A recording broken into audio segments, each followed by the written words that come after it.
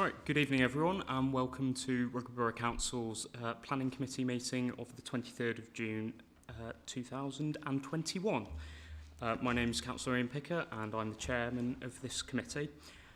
So just to begin, there is no fire drill scheduled in the building this evening, so if the fire alarm does sound, please make your way down the main staircase, out of the main doors of the town hall and congregate on Caldecott Park at the entrance, and an officer of the council will let you know when it's safe to re-enter the building. Okay, so first item on the agenda this evening is to approve the minutes of the meetings held on the 28th of April 2021 and the 20th of May 2021. Could committee members raise their hands to indicate they're happy with those minutes? Okay. Is anyone unhappy with the minutes? And any abstentions? Okay. So the minutes are approved.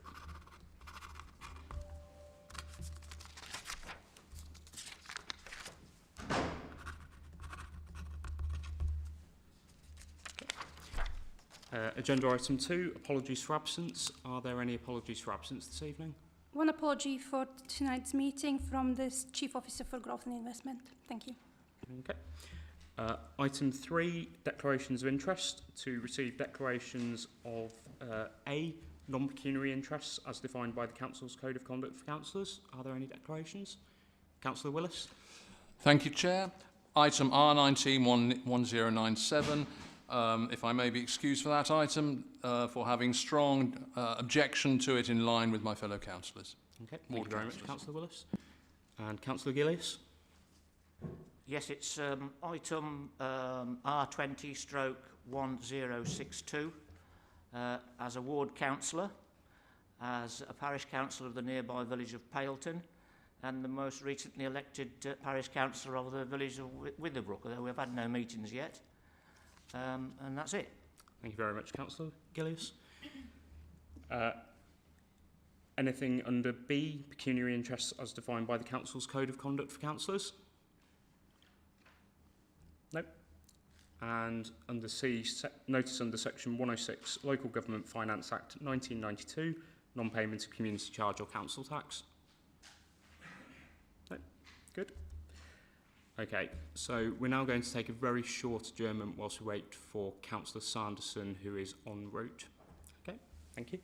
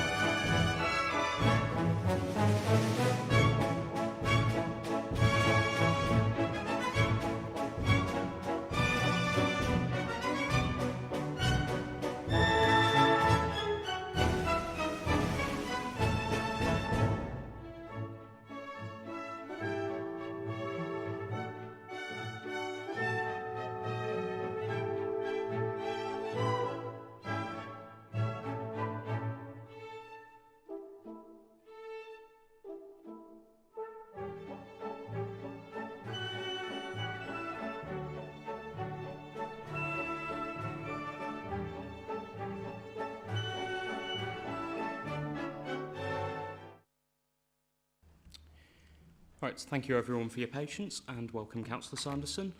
Just before we move on, could I check whether you have any declarations of interest? Okay. And if you could switch your microphone on when you speak. Okay, so we'll now move on to the applications for consideration this evening. There are 4 applications, and the order in which they'll be dealt with will be that the planning officer will speak first and present the application, and then the representatives for the objectors, the applicants and the ward councillor will be invited to speak. After each speaker, committee members will be asked if they have any points of clarification from the speaker. Any ward member or councillor who speaks on an application as part of the public speaking process will be asked to leave the meeting once all speakers have completed their presentations. Members of the committee will then go into debate on the application, asking relevant questions of the planning officer if necessary. A formal recommendation will then be made and voted on. For the rules for public speaking, speakers will have 3 minutes to make their presentation. They'll be warned by a short alarm when they have 30 seconds left, and then a further alarm will sound when their time has expired. The presentation should then be brought to a halt, and no further time will be allowed. All speakers should direct their presentations to amplifying the material planning considerations they've previously put to for the benefit of the planning committee, and speakers should restrict their comments to material planning considerations. Non-planning matters will be disregarded. Speakers should not introduce any additional information that has not been previously brought to the planning authority's attention, or introduce late items that have not been suitably considered by officers and properly addressed in the officer's report to planning committee for members' deliberation. And no visual aids or handouts may be used, and no questions to officers or members will be allowed. No members of the public are allowed to take part in the debate once their presentation has been given. Okay. So we will move on to the first application, which is R20/0635, Magpie Lodge Farmyard, Lilbourne Road, and John Orton to present. Thank you, Chair.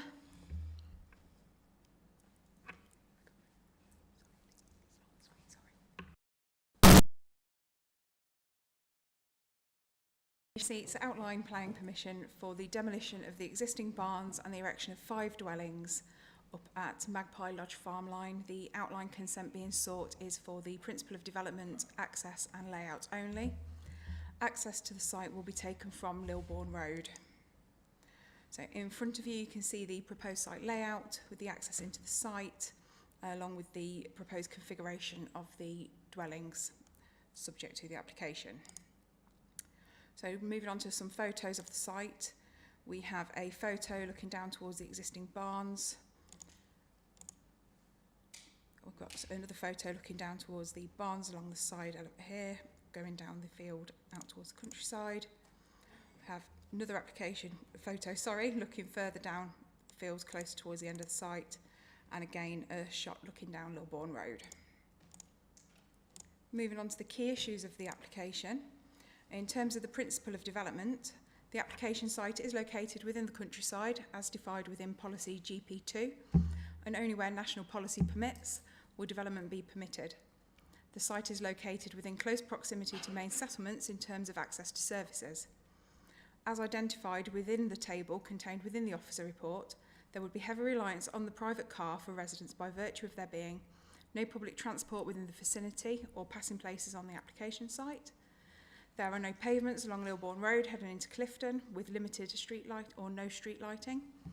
The grass verges on Lilbourne Road into Clifton are such that there is no refuge for pedestrians, and the road into Clifton has poor visibility, and whilst there is a 40-mile-per-hour speed limit in place, this is not enforced.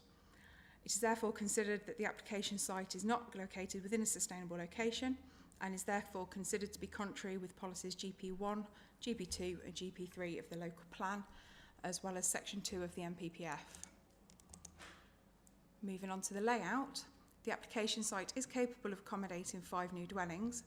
The proposal has been designed so that key areas of the street scene have featured properties when leading through the site. All residential dwellings benefit from generous amenity spaces, with soft and hard landscaping throughout the site, creating a more visually appealing edge. The incorporation of a green space is a welcomed addition to the layout. It is therefore considered that the application is in accordance with policy SDC1 of the local plan and section 12 of the MPPF. In terms of highway safety, access to the site will be taken from Lilbourne Road. Warwickshire County Council Highways have confirmed that they have no objections to the proposal, subject to the inclusion of appropriate conditions and informatives. The layout submitted with the application does indicate that proposal complies with the local authority's parking requirements and is therefore considered to be in accordance with Policy D2 and Appendix 5 of the local plan, as well as the SPD on planning obligations. In terms of outline matters, in relation to the character and design and impact on residential amenity, these would be addressed at reserved matter stage, so members be minded to approve the application. There are no material adverse impacts for landscaping, ecology, land contamination, archaeology and air quality. Moving on to the planning balance, the proposal is located within the countryside and outside of the settlement boundary. The scheme would bring a number of benefits, including the provision of dwellings to the local stock and associated benefits to the economy. The harm in respect of the location, however, would be in conflict with one of the core planning objections in that the proposal would not demonstrate sustainable development. Significant weight needs to be added to this conflict. The proposal would not have an adverse impact on highway safety, and it's therefore considered that the proposal is contrary to policies GP 1, 2 and 3 of the local plan and the section 2 of the MPPF. Therefore, tonight's recommendation is to refuse. Thank you, Chair. Thank you. First speaker, who is Councillor Alistair Robinson, and he's speaking in objection.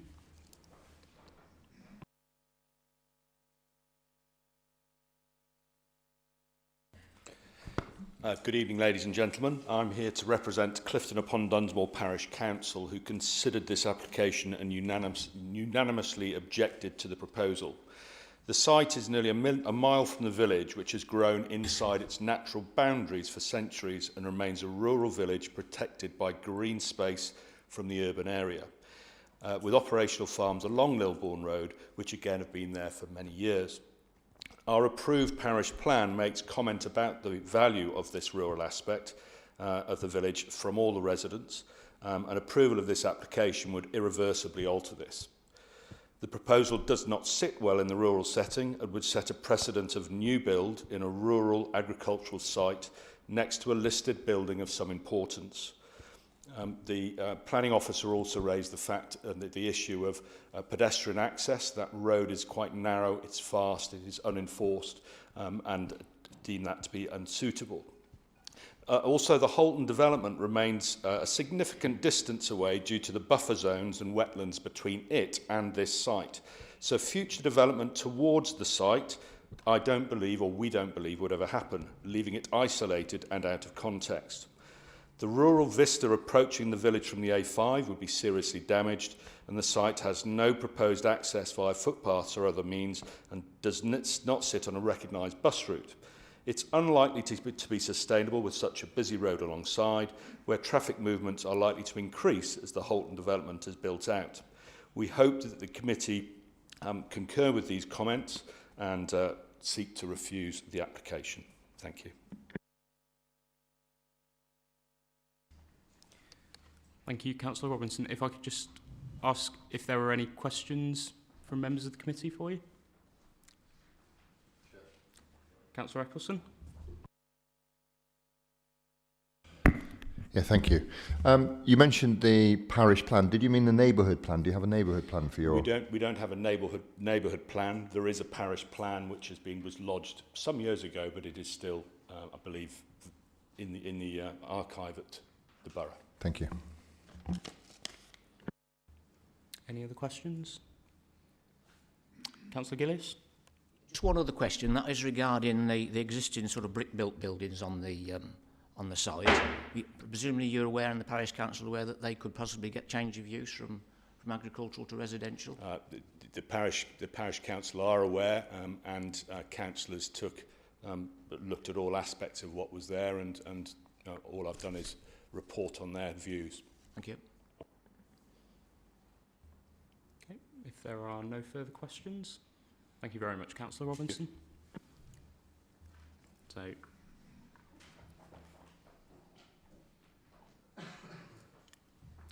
So, So we now come to the second speaker, Mr. Andrew Gore, who is the planning agent in supporting the application.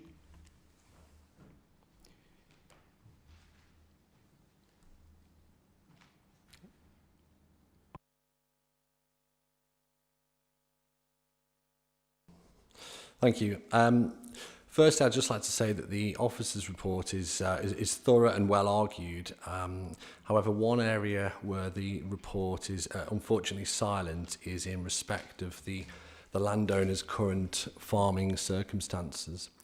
It's been recommended by DEFRA that the current farm buildings and yard, which are the subject of the application, are not suitable for their current farming purpose. A rural agent has carried out a review of the farm and actually recommended that the landowner consider relocation of the farmyard and buildings for a number of reasons. Firstly, the existing farm buildings are in a poor state of repair and not currently safe for livestock or people attending to the animals. The yard is too small and the site gradient unfortunately doesn't lend itself to expansion of the yard. The poor state of the buildings and the high topography of the site mean that DEFRA have raised concerns about animals' exposure to the elements during winter.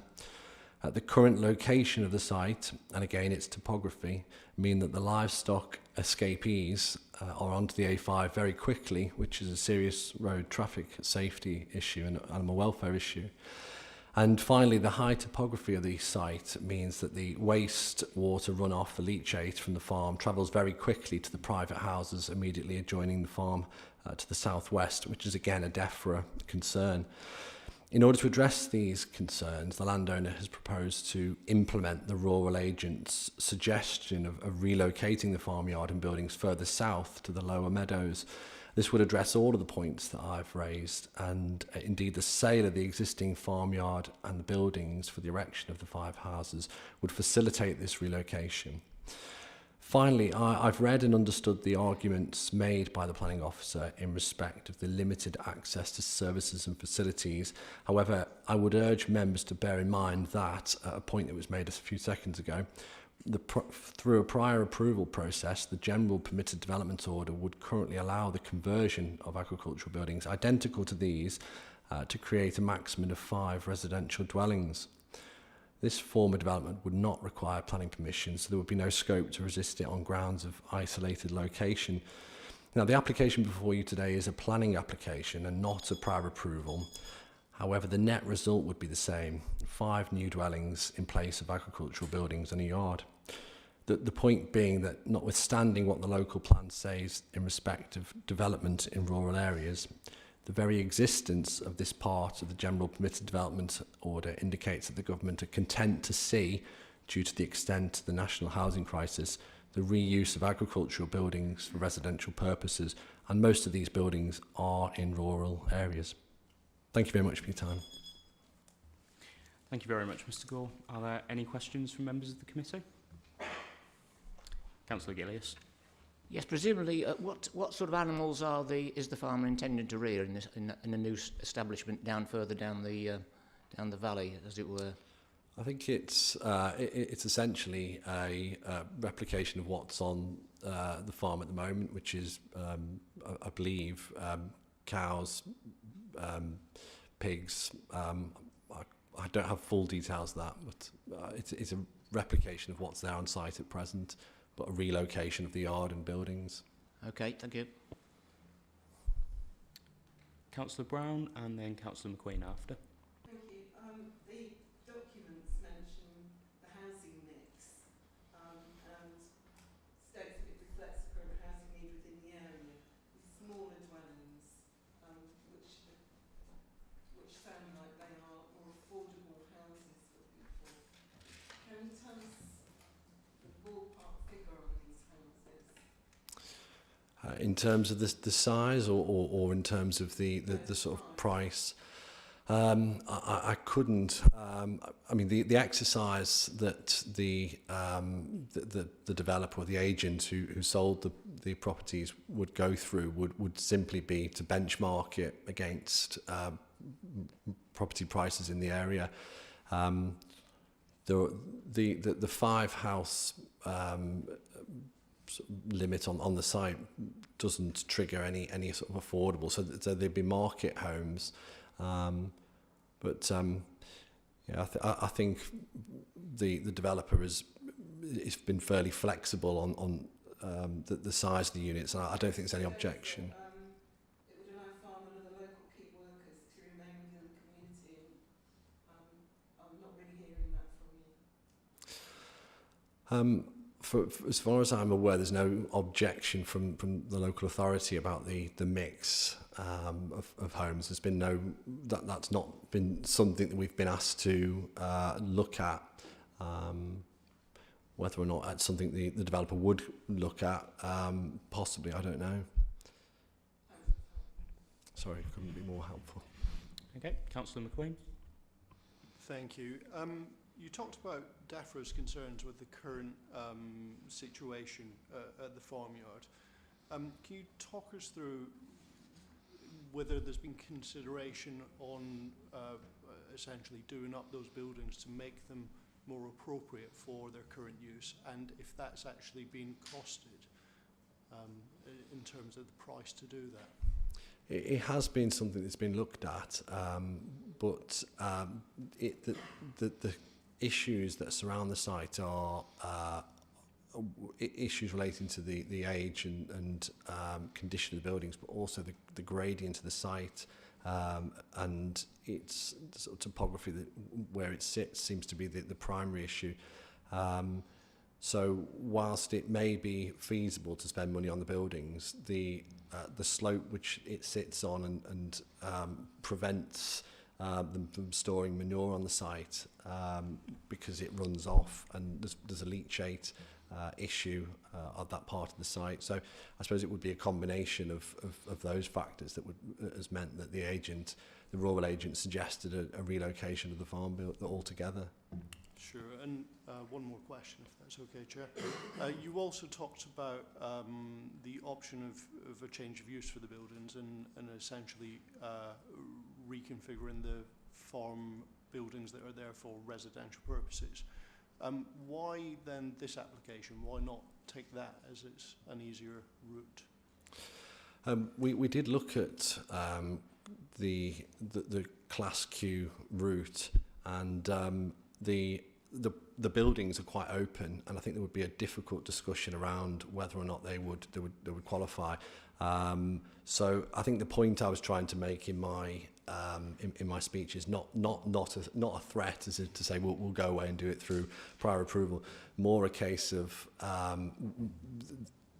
this type of scenario occurs across the country, and farm buildings are converted in relatively isolated locations, and the legislation has a cap on 5, and here we have 5 dwellings largely on the footprint of existing buildings. So I think the point I was trying to make is that there's a sort of commonality there. Sure, thank you.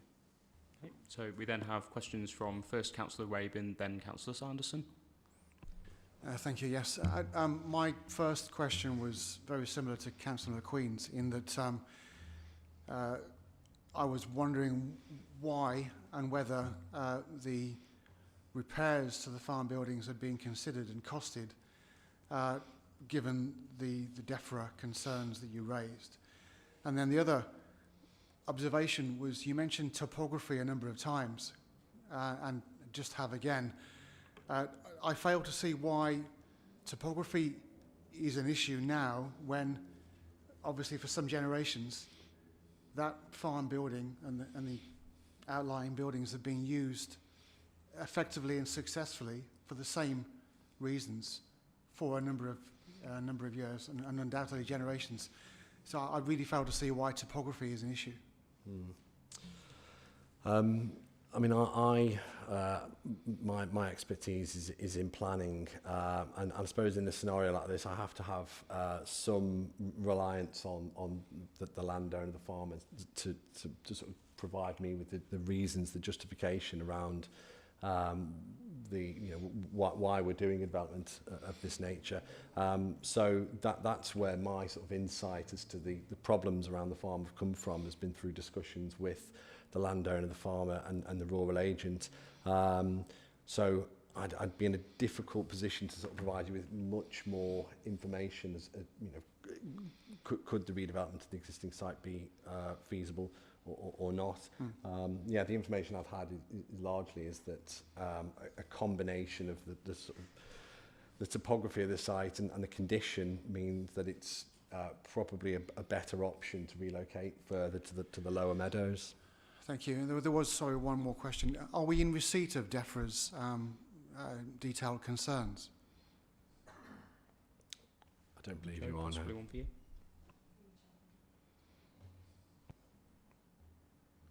Thank you, Chair. No, as part of the application, I haven't received the formal DEFRA documents. Thank you. Thank you. No more questions. Okay. Councillor Sanderson. Considering the current mode of farming that he's operating on the site, not being successful and he's not able to maintain his buildings to an acceptable level in terms of carrying on that type of farming, what other forms of rural diversification has he considered?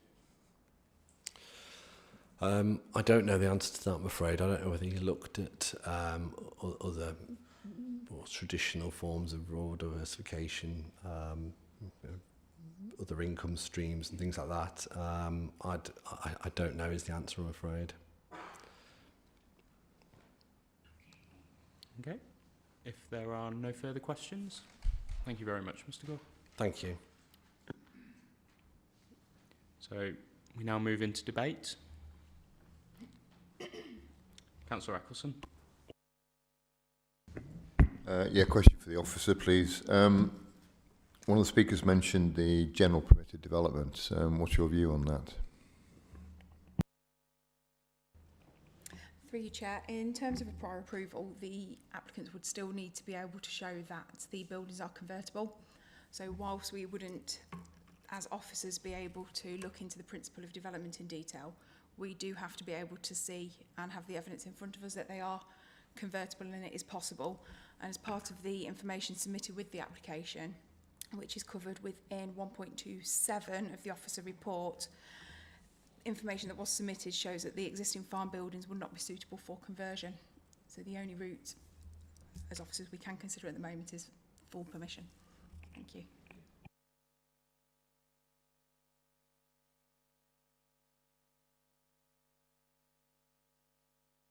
Councillor Gillies. Yes, thanks, Chair. I think the officer report, and I've read it thoroughly, I think it's absolutely to the point, and you know, it's picked up all the policies and whatnot. I do know a little bit about farm buildings, having worked on them for, well, a number of decades anyway. And yes, it is possible to make it a purpose-made building for a crop store and animal store. But generally speaking, if you're rearing sort of fattening cattle, you'd want plenty of air through that, so they don't get pneumonia through the winter months. And where you're rearing pigs, then you'll probably keep it less aerated. But I think the officer's report is absolutely right, hit the nail on the head, and I'll move refusal. Thank you, Councillor Gillies. So we've had a proposal to move refusal in line with the officer's report. Any further speakers? I'd like to second that on the same grounds as Councillor Gillies. Okay, thank you, Councillor Eccleston. Councillor Watson-Merritt. Thank you, Chair. In reading the report, I wanted to just bring up a point that the officers bring to our attention, that it indicates a heavy reliance on the development being outside of the rural neighbourhood, a heavy reliance on private motor vehicles. So we're going into beautiful rural area and we are creating more unsustainable development, and I don't think it sits well with the policy GP2, I do believe. So if we can move secondly, that has also been noted. Thank you, Chair. Thank you, Councillor. Any further speakers? No. So we've had a proposal to refuse, proposed by Councillor Gillies, seconded by Councillor Eccleston. All those in favour, if you could show hands.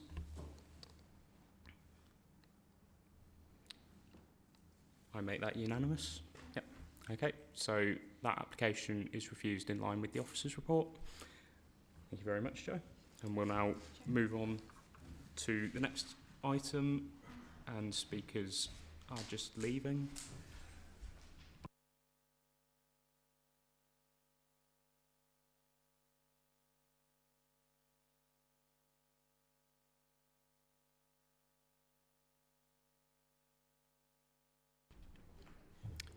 Okay, so we'll now move on to the second application under consideration, which is R18/0011, land to the west side of Overstone Road, Withiebrook, and that is again with Joe Orton.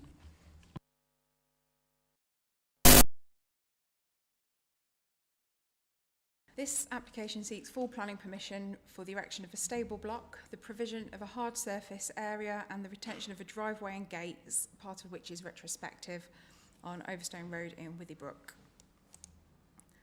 Okay, just looking at some photos of the site now, we have the application site from Overstone Road. We also have the portions of the site and the access road, which is retrospective, looking both up and down to the nearest residential property.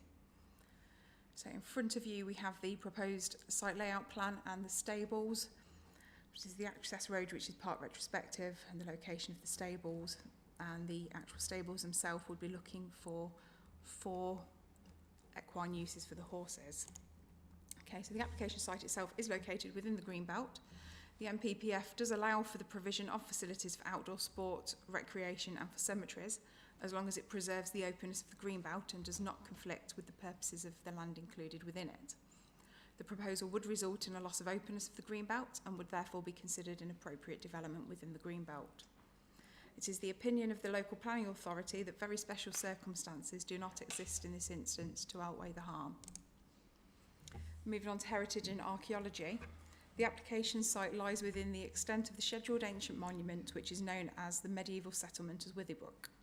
Historic England have objected to the application on heritage grounds, outlining that the access, driveway, trackway has had a serious impact upon the scheduled monument, both physically and upon the monument's character. The harm identified therefore carries substantial weight against the proposal and the grant of planning permission. Furthermore, insufficient information has been submitted with the application regarding the potential archaeological remains on the site and the potential impact of the proposal on their significance, which is contrary to local plan policy SDC 3 and paragraph 189 of the National Planning Policy Framework.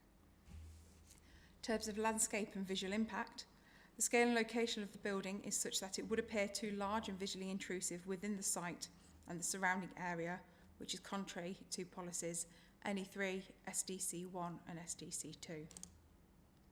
In terms of the highways impacts, Warwickshire County Council highways have raised no objections subject to the inclusion of appropriate conditions and informatives. One of these conditions includes the resurfacing of the access with bound materials for a distance of 5 metres from the highway. Without such condition, the access would be unacceptable in highways terms. Insufficient information submitted with the application to assess the impact of resurfacing this section of a highway, which has been on the designated asset. Any potential archaeology, and as such the inclusion of such condition in this instance is not considered appropriate. Therefore, safe and suitable access cannot be achieved within the application site and is contrary to policy D1 of the local plan and paragraph 108 of the MPPF. Moving on to trees and hedgerows, the construction of the access has resulted in a section of hedgerow being removed. The hedgerow qualities and qualifies as being important under the hedgerow regulations 1997. The loss of this part of the hedgerow without any suitable compensation strategy is contrary to policy NE3 of the MPPF, local plan, and the MPPF. Moving on to the planning balance, their proposal overwhelmingly conflicts with the development plan and guidance contained within the National Planning Policy Framework, and the recommendation today is for the refusal on the 6 reasons stated within the draft decision notice. Thank you, Chair.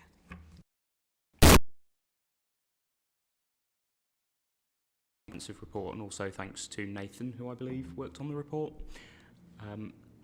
So there are no speakers on this application, so we'll move straight into debate. Councillor Eccleston and then Councillor Gillies. Thank you to the officer for the report. Well, it's pretty clear for the reasons for recommendation or refusal. Very clear, I would think, and therefore I move refusal. Thank you very much, Councillor Eccleston. I fully agree with that. I think this is one of the most comprehensive reports I've actually seen as far as reasons for refusal go. So actually on this occasion, I'm happy to second that proposal. Any further speakers? Councillor Sanderson. Yeah, if committee is minded to go for refusal, will enforcement follow suit? Through you, Chair. Yes, an enforcement notice has already been served on the application site already, which does involve putting the land back and the removal of the access road. And if members are minded to refuse the application today, discussions will then be ongoing and moving forward in taking enforcement action on the site. Thank you. Councillor Watson-Merritt. Thank you, Chair. I think I'd like to also note that the green belt is what we're trained as councillors to look out for and be very guarded, and obviously I'm minded that this particular proposal constitutes a form of inappropriate development in the green belt. We're also hearing that it's a medieval heritage village, and for that mind, I think we need to be really, as a council, we're always, guarded against any developments of this sort in that kind of location. Thank you, Chair. Thank you. Councillor Gillies. Yeah, just to add to that, yes, I mean, Witherbrook is another one of our special villages in the Borough of Rugby. It's a village, I think the green belt washes through the whole of the village. And I think, residents are very proud of their historical artefacts and would like to keep them. So those people that actually sit on them and own them, are their custodians for the next generations. Quite agree with that. Any further comments? No. In that case, we have had it refusal proposed by Councillor Eccleston and seconded by myself. If you could show your hands if you're in favour of that. I make that unanimous. Yeah. Okay, perfect. Thank you very much. So we'll now move on. Thank you, Joe. We'll now move on to R19/1097, and there will be a short pause whilst we get the officer presenting and the speakers in.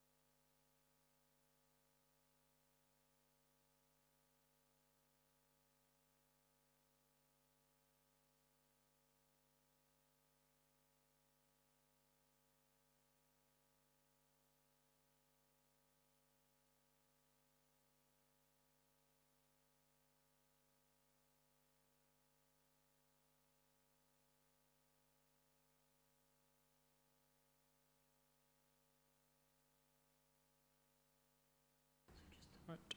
Whilst Nigel gets himself set up, I'm just going to run through the rules on public speaking again for the benefits of the public speakers who've just entered. So the planning officer will speak first and present the application. Then the representatives for the objectors, the applicants, and then the ward councillor will be invited to speak. After each speaker, committee members will be asked if they have any points of clarification from the speaker. Any ward member or councillor who speaks on the application as part of the public speaking process will be asked to leave the meeting once all speakers have completed their presentations, and members of the committee will then go into debate on the application, asking relevant questions of the planning officer if necessary. A formal recommendation will then be made and voted on. Speakers will have 3 minutes to make their presentations. You'll be warned by a short alarm when you have 30 seconds left, and then a further alarm will sound when the time has expired. Your presentation should then be brought to a halt and no further time will be allowed. All speakers should direct their presentations to amplifying the planning matters they've previously put to us for the benefit of the planning committee, and speakers should restrict their comments to material planning considerations only. Any non-planning issues will be disregarded. Speakers should not introduce any additional information that has not previously been brought to the planning authority's attention, i.e. introduce late items that have not been suitably considered by officers and properly addressed in the officer's report to planning committee for members' deliberation. And no visual aids or handouts may be used, and no questions to officers or members will be allowed, and no members of the public are allowed to take part in the debate once your presentations have been given. Okay. So I'll now hand over to the officer, Nigel Reeves.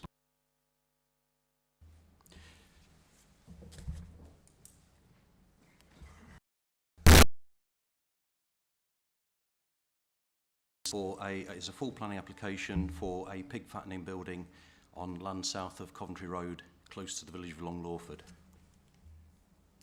The location plan is shown on the first plan up there, and the application site is shown in red, and the applicant's additional land that they own is outlined in blue. I'm sorry it's not that clear, but it was a very big plan that we had to try and get shortened.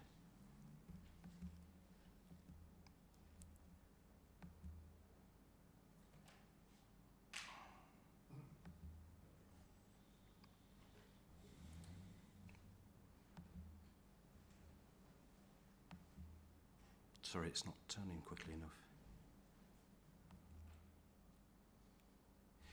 There's an additional condition 11 that we're proposing. I'll cover this one first, and it reads as follows. All heavy goods vehicle movements, including any feed deliveries in and out of the site, shall be restricted to the following time periods only.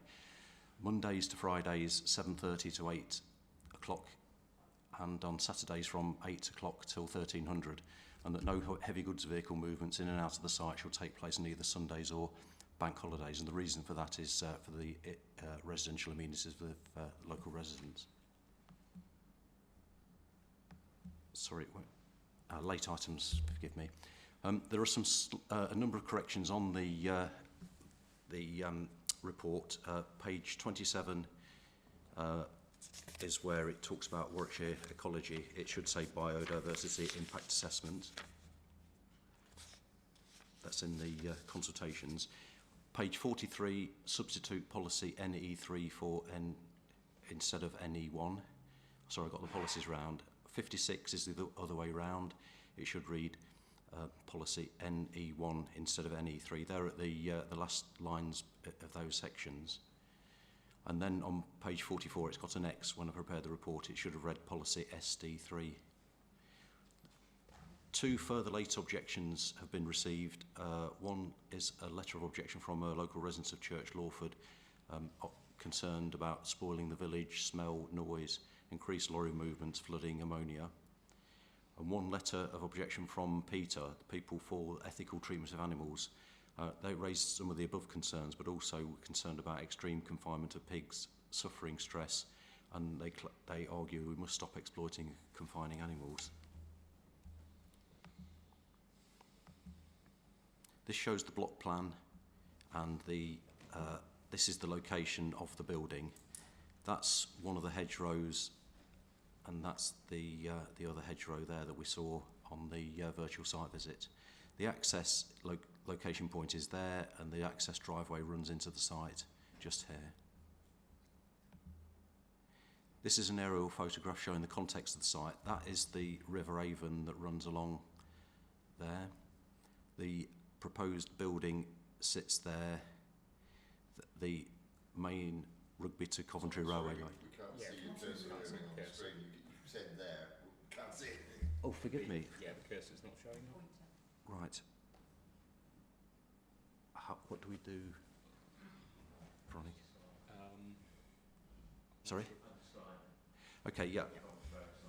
Yeah, you can see in the middle of the site, there's a direct line running east to west. That's the main Rugby to Coventry Railway line. You can see the A428 Coventry Road, which runs under the overbridge. Where it says Coventry Road, the site of the pig building is on the north side of the railway line, just in that field, just to the northwest of where it says Coventry Road. The River Avon is also positioned.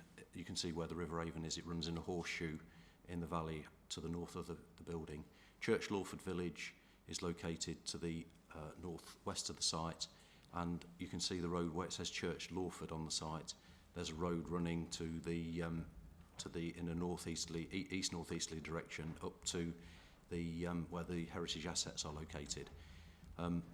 Where you can also see a line just to the south of the River Avon. That is the Shakespeare Way that runs from, well, it's a much wider footpath network, but it runs from Church Lawford to Long Lawford, and you can see Long Lawford at the very eastern side of the site. Where it says Rugby fencing, to the west of that, that's the existing applicant's pig rearing business.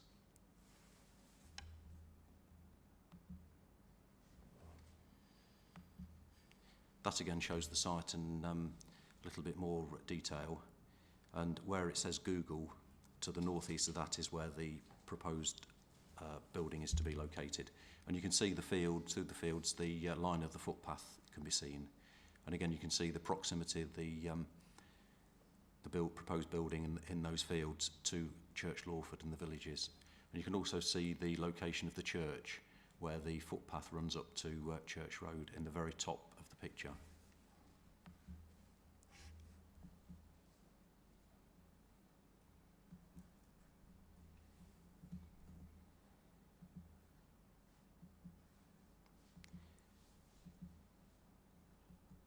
It's full planning permission for a pig fattening building with a footprint measuring 90 metres by 24.5 metres, measures 5.4 metres to the eaves and 8.2 metres in height to the ridge, and it's got 3 extractor fans above. It's green metal-clad agricultural building, and as I said, the site is in a field located with the railway embankment and the River Avon Valley. It's located around 400 metres to the south east of Church Lawford Village. Access will be from the A428 Coventry Road, which I'll show you in a minute. Young pigs are brought to the site to be fattened before being sent for processing into meat. Each pig will be contained in a 1 metre by 1 metre pen with straw bedding. It's a dry bedding process.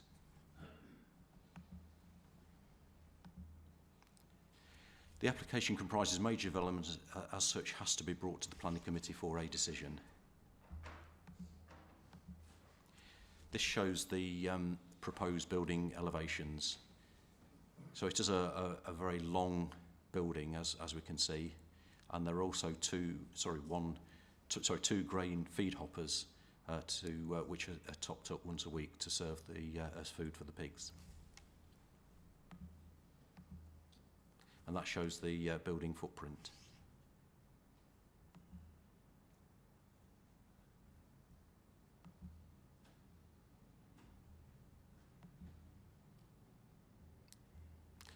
Right, this is the slide that we went past. First of all, showed the building and it's in its location with no landscaping. This was the first amendment. The applicant did change agents, and we had further discussions with them about screening the building because of the potential landscape impact. So what you can see there is a landscape bund into the north of the building. That would be 2 metres in height and would be planted with a range of native trees. And also either side in the hedgerow there's enhancements in terms of increased hedgerow planting and also tree planting to break up the fairly open field pattern that is in the area already. That shows the current proposal, and that's following further negotiations between planning officers and the applicant's agent. And what we've got now is a further hedgerow along the driveway with further tree planting. And also in front of the building there is another hedgerow planted alongside the footpath, which will have trees as well and this will start to create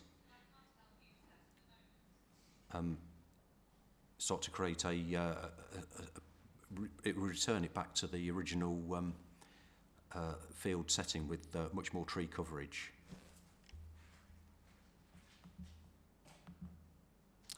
82 objections have been received, which are set out in the report. The Campaign for Protection of Rural England and Church Lawford Parish Council have also objected, along with Councillor Timms. 13 expressions of support have also been received, and the National Farmers Union have also sent their support. The details are set out in the report. These are the determining considerations, which we'll go through in just a moment.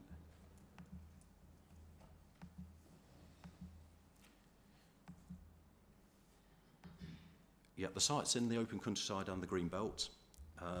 Local Plan Policy GP2 sets out a settlement hierarchy for locations, and in such locations within the green belt, only where national policy on such locations allows will development be permitted, so it's very restrictive. However, National Planning Policy paragraph 145 sets out that planning authorities and councils should regard the construction of new buildings as inappropriate in the green belt. However, subsection A states that exceptions to this are buildings for agriculture, and there are no restrictions on the size or height. So we have to consider that based on landscape impact. So in effect, the development is an acceptable use in this location. But obviously we have to consider the material planning considerations. This shows a photograph of the site which is very similar to the ones that we saw at the virtual site visit, and that's looking towards the location of the proposed building. And as you can see, there is the railway embankment with the overhead power lines and the woodland behind it. So that sets a backdrop for the building. That shows that's the Shakespeare Way footpath looking towards the building from the Church Lawford village direction. That again shows it from further away, which is just as you cross the stile which leads out of the churchyard at St Peter's Church, looking towards the site. And that shows again from the Shakespeare's Way footpath. If I was coming from Long Lawford, this is the view I'd get of the proposed building set behind the tree. Highway access. This is the revised highway plan that meant that Warwickshire County Council removed their objection. If you see, there's a much wider radius to allow heavy goods vehicles to turn into the site and leave the site into the west. But there's much tighter radii on the junction, which will make it very difficult for heavy goods vehicles to turn towards the bridge and Long Lawford. There's also a requirement for signage to remind heavy goods vehicle drivers that they must turn left. In terms of vehicle movements, there'll be regular visits by farm vehicles to monitor the building. There'll be one HGV visit per week to deliver food, 20 tonnes. There's estimated to be 4 heavy goods vehicles every 12 to 16 weeks to deliver young pigs, and then 10 heavy goods vehicles every 12 to 16 weeks to collect fattened pigs, because obviously the pigs are much bigger. And also there'll be farm tractors and trailers used to collect the bedding between rotas of pigs. These photographs show the highway access. This is the entrance, and that the left-hand side photograph shows the view towards the railway overbridge. On the left-hand side shows a view into the site looking up towards Church Lawford Village. That again the left-hand photograph shows the view towards the railway overbridge, and the view looks the other way. Some of the hedgerow and signage will need to be relocated and the hedgerow will need to be cut back to get the acceptable visibility, but that will be possible, and highways have raised no objections to that. Turning to design and landscape impact, this was submitted by LVIA Limited. There was a difference of opinion initially between the applicant's consultant and the local planning authority about the level of potential impact on the landscape resulting from new buildings, but there's an iteration of additional landscaping plans have been submitted showing the, as we described earlier, the mound planted with extra heavy standard native trees, and a reinstatement of tree planting along existing hedgerows alongside the new access drive to reinforce existing field patterns. On this basis, the landscape officer removed their earlier objections. This shows the some of the images from the landscape and visual impact assessment, and that shows a closer view of the building coming through the stile between the hedgerow into the field where the building will be located. That's on the upper photo. The lower photo shows the view of the building from the stile near to the churchyard.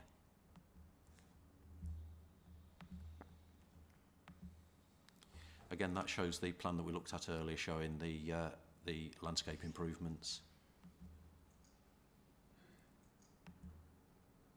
Impact on heritage assets. These are the two Grade 2 listed buildings on Church Road in Church Lawford, St Peter's Church, which is Grade 2, and the Manor House, which is also Grade 2. These are views from the front. This shows a view from the approximate location of the building looking back towards Church Lawford Village, and as you can see on the ridge towards the left-hand side of the photo, there is quite significant planting within the gardens and the churchyard.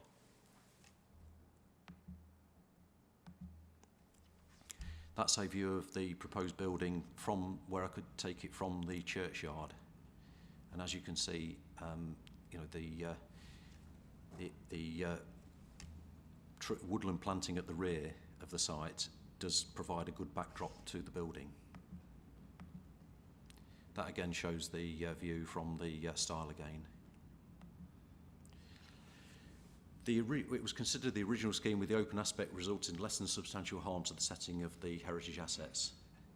But the additional bunding, planting and long intervening distances, plus arrangement of the churchyard and the rear boundary to the manor house, reduces this less than substantial harm impact to the lower end of this scale, in our opinion. The balancing exercise carried out in the National Planning Policy Framework, paragraph 196, states that the public benefits of diversifying farming businesses and increased nature conservation and landscape enhancement are considered to outweigh the very limited harm identified as a result of the changes to the scheme.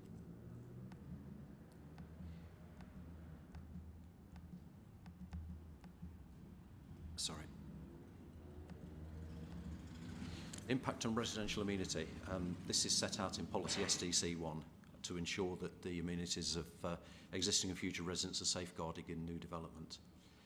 4 specialist studies were submitted to address the impact on amenity: noise, odour, fly infestation and an ammonia study, but that relates more to nature conservation sites.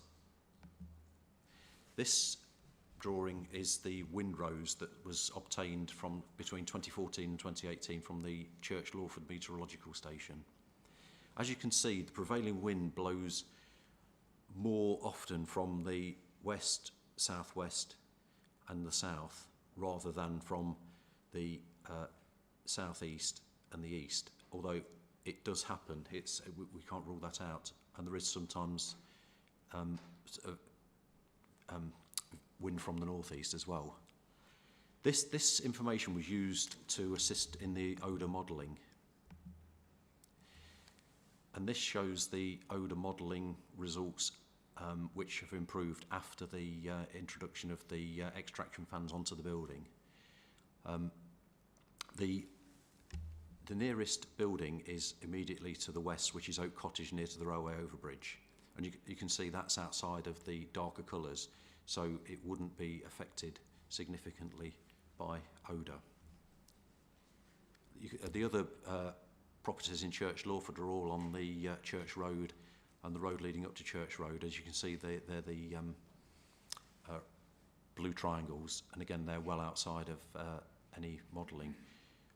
There was a question asked at the virtual committee meeting. I've managed to get some further guidance from environmental health officers, and in certain very extreme instances, such as hot weather, there could be a further dispersal of odour, but this would be based on particular circumstances, and it would mean that you would have to go back and have a more regular cleaning regime than that.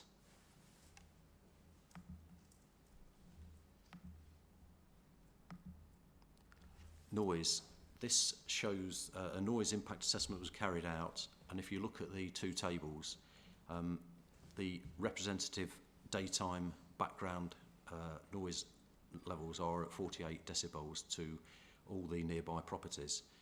It's estimated as a result of the noise impact assessment that the difference, the noise from the building will be less in the daytime and also less in the evening.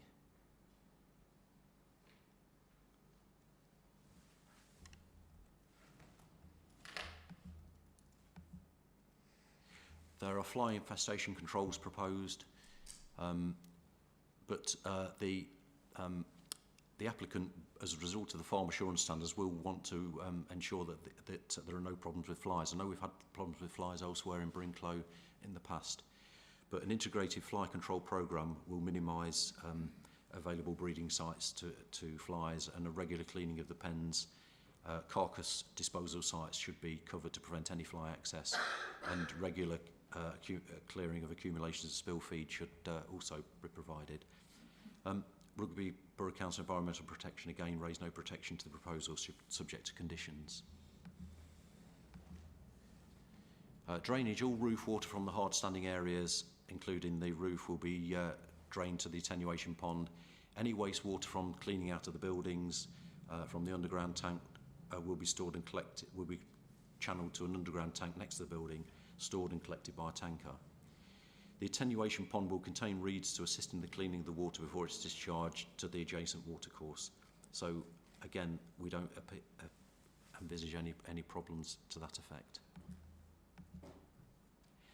There was a preliminary ecological survey provided which showed that the site is of low wildlife interest due to it's very intensively arable farmed at the moment. There's a maize crop on there.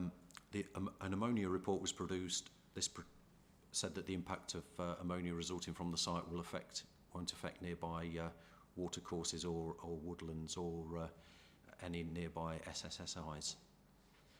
A biodiversity impact assessment was also produced, and the mitigation to provide again in biodiversity by providing a new mosaic of habitats including grassland, woodland, wetland and hedgerows, so there would be a net biodiversity gain.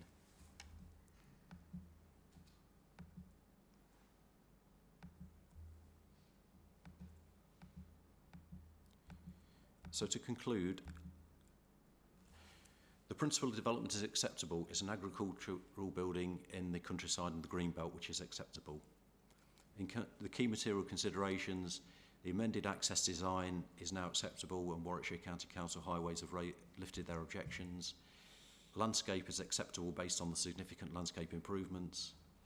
The heritage assets, that's considered now to be acceptable based on intervening distances and the increased landscaping to break up and further screen the building, plus the balancing exercise means that that can also be supported. And then impact on nearby residential properties is acceptable based on the submitted noise, odour, fly infestation and ammonia reports, which are conditioned in the draft decision. The recommendation before you, members, is to approve subject to conditions. If the council is minded to approve, it first has to be notified to the government office to see if the Secretary of State wishes to call it in for further consideration. Thank you, Chair.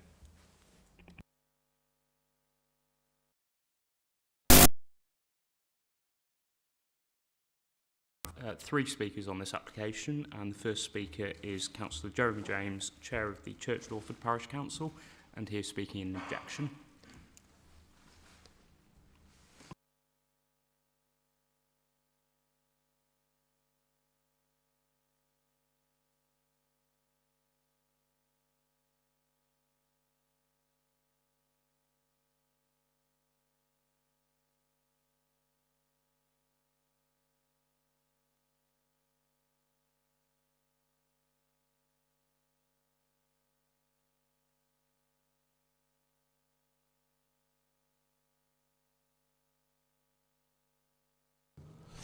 Jeremy James, Chair of Church Lawford Parish Council, representing the residents of Church Lawford. I'll concentrate on the three most significant of the areas of concern: the detriment to the landscape, reduction in residents' amenity, and the concerns over traffic safety. When these plans were first proposed, the strength of feeling was such that we called a public meeting to allow the applicant to present the plans to residents. More than 70 attended. Our village hall was full to overflowing. Residents were overwhelmingly against the application at that time and continue to be so. No one spoke from the floor in favour of the application. The most distress about this proposal is caused by its effect on the landscape.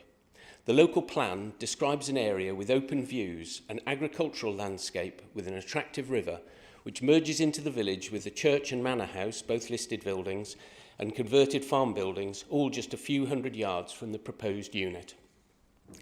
The planting will take years to reach maturity and will not satisfactorily hide the pig unit.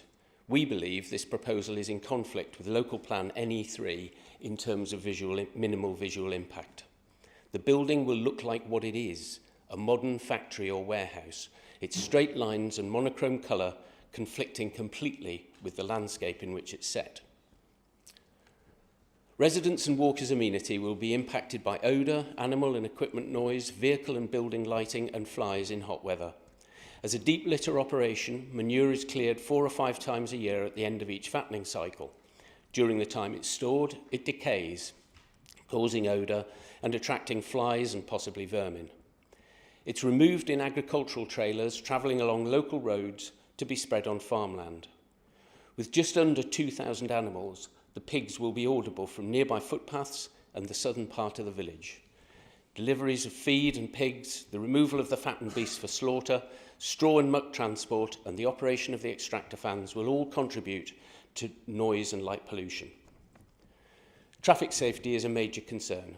Delivery traffic will be in large trucks which won't fit under the rail bridge. They'll use the A428 to and from the west, exiting the site uphill just after the bend in the road where it goes under the railway. The traffic assessment was conducted in spring 2020 during the first COVID lockdown, which we believe underestimates the volume and speed of traffic in both directions. I can confidently state that the positive technical assessment of the revised application against policies, combined with the planning conditions, does not make the proposal any more acceptable to our residents. Church Lawford objects strongly to this application. It will cause us significant loss of social amenity, of road safety, and most of all, of an attractive and treasured landscape. We request that you refuse this application. Thank you, Councillor James. Are there any questions from the floor? Councillor Eccleston? Yeah, thank you, Councillor James. A question for you. You mentioned that there was a public session. Yes. Presumably the proposed developer or the developer was there to answer those questions. The applicant was the there, applicant, yes. Okay. Was any mention given to the rationale for his choice of location, rather than putting the location alongside his existing business, which we've seen on the... Yes, there was. Which was? Right. So my understanding is that when the Harrises built the first pig unit, there was a condition placed that they shouldn't have another pig unit in that area. I think that was one aspect of it. The other aspect is that the company that provides them with the piglets for fattening wanted effectively a separation of the units in order to reduce the risk of biohazard.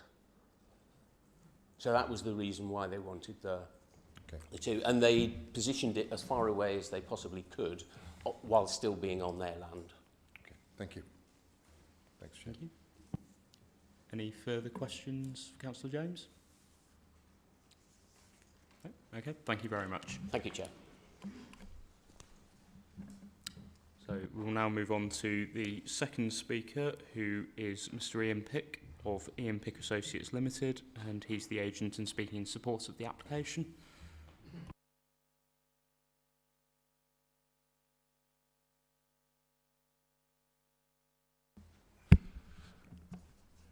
Thank you, Chair, members. I just got one point of clarification on Nigel's presentation. It was said that the pigs were in 1 square metre pens. It's not right. The pigs are in batches of, under the RSPCA rules, they've got 1 square metre each, but they're in single-sex batches of about 50. So they're not in individual pens. But, the proposal should be really straightforward, as it seeks to consent to erect a farm building in a greenbelt location. The principle of development has clear support from Local Plan Policy GP2 and paragraph 145 of the MPPF. Agricultural buildings are a greenbelt exception and appropriate development in a greenbelt location. There's been significant levels of opposition to this scheme, essentially due to its proposed use as a pig finishing building.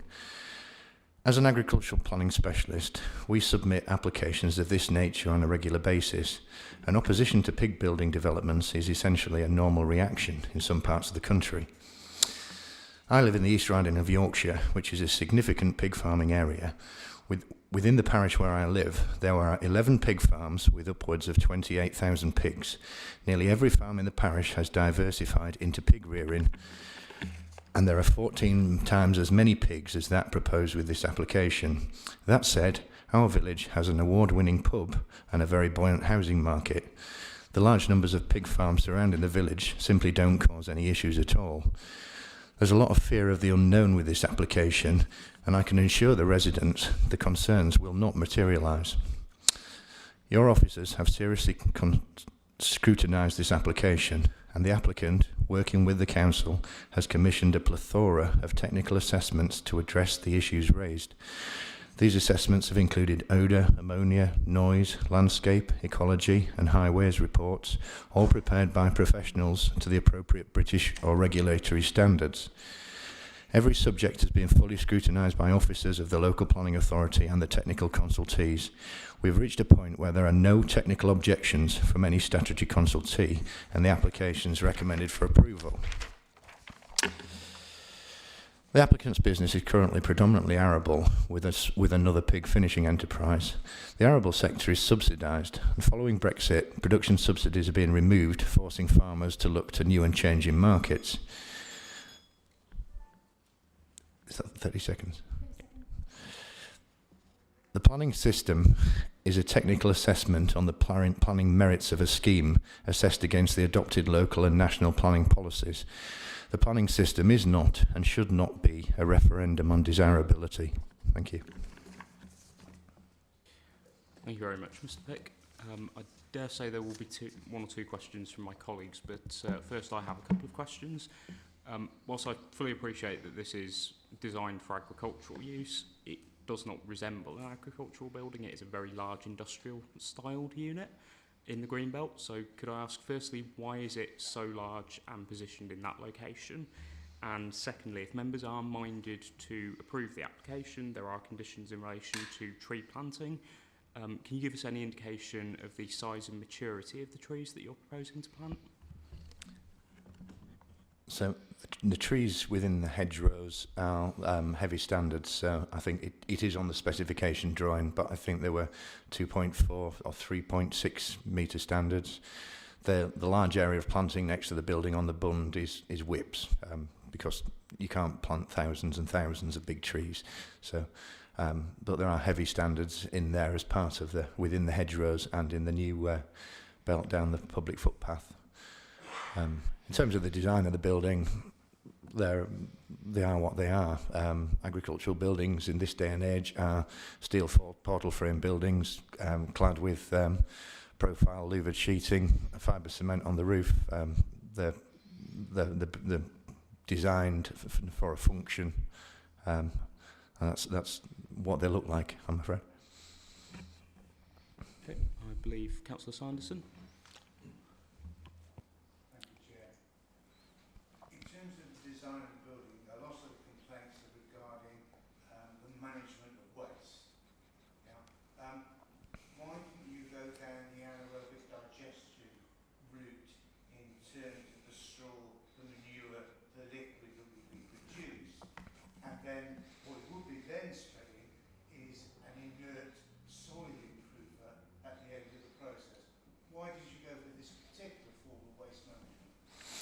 So Firstly, an anaerobic digester would be a big 7-figure sum to build, and you can only build them in certain locations. So you need access to the gas main, or you need access to the electric supply.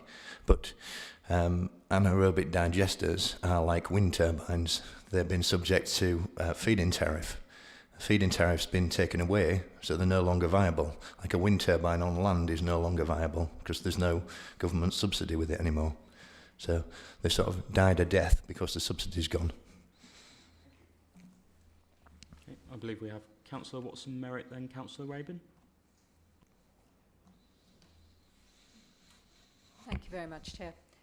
May I ask around the supply of fresh water? Would you have any understanding of how that's going to be done?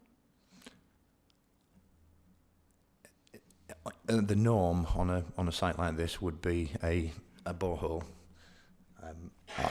I've not had the discussion with the applicant, but I would say 99% of these farms work off a borehole. I understand. So we've got 1,990 pigs getting daily water supplies, and we haven't really heard about any of the trucks that will be coming in supplying what sounds to be quite a substantial amount of water coming in each day, unless there's a borehole. So I think it's a really important question.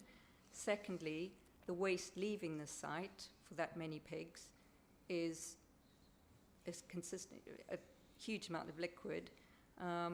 We haven't also heard how many journeys that is likely to be in terms of trucking away from the scene.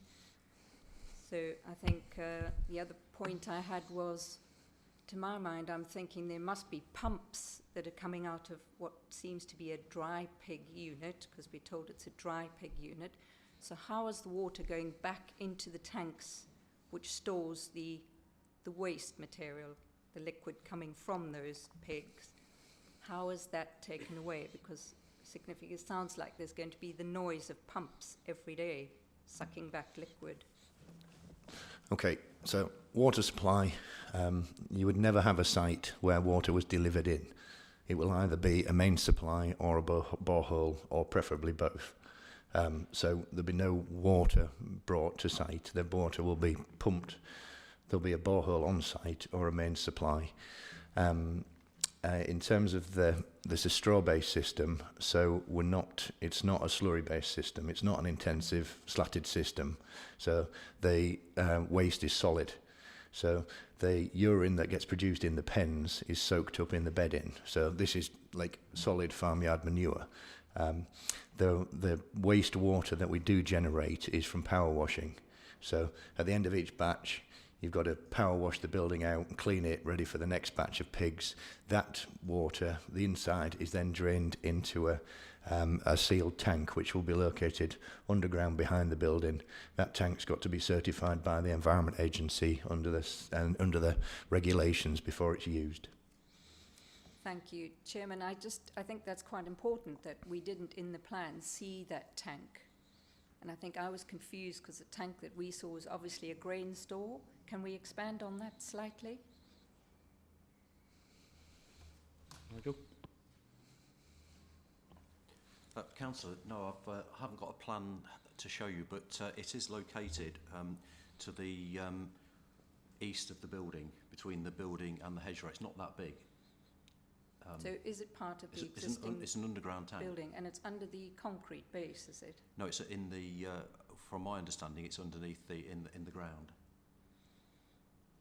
Thank you very much. Okay, Councillor Rabin.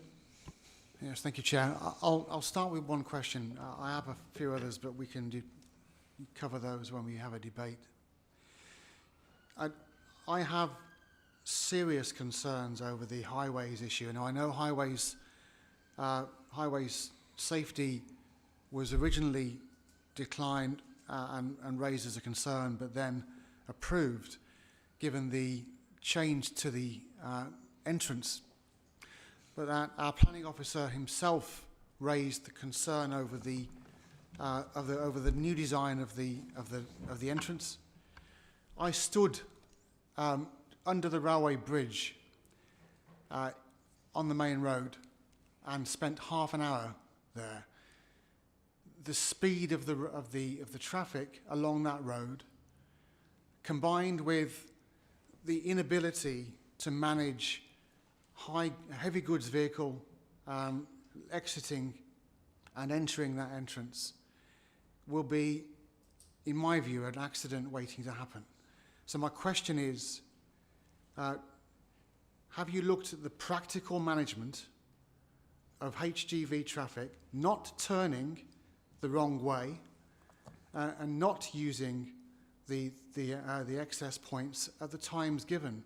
Because in my view and in my experience in other areas, specifically in the ward that I'm a councillor for, HGV management is almost impossible.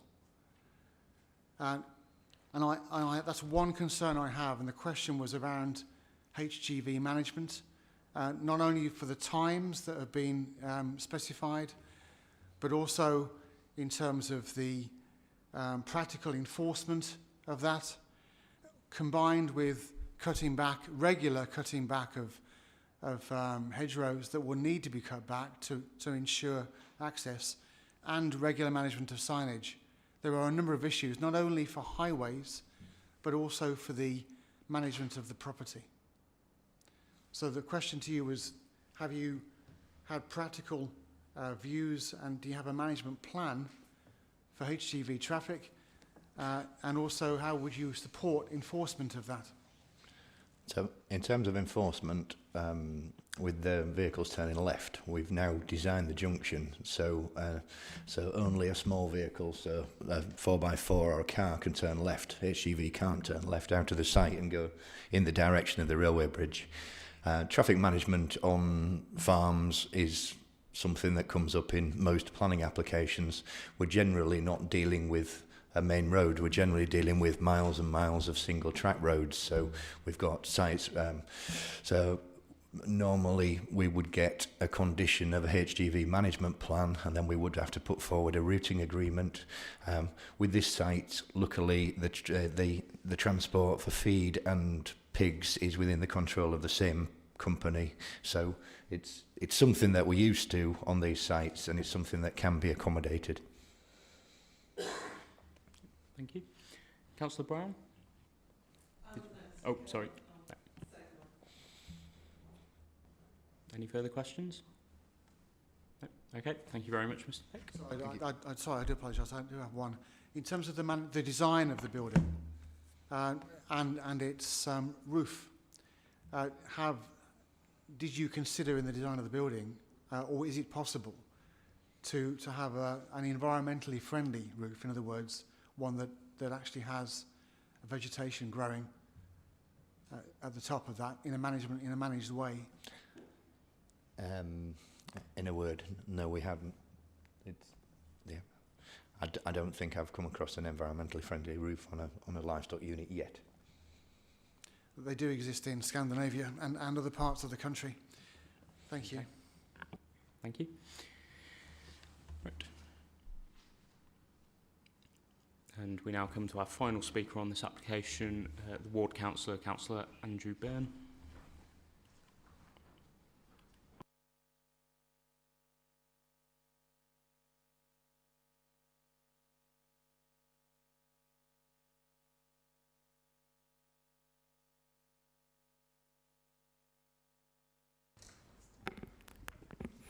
Got this one?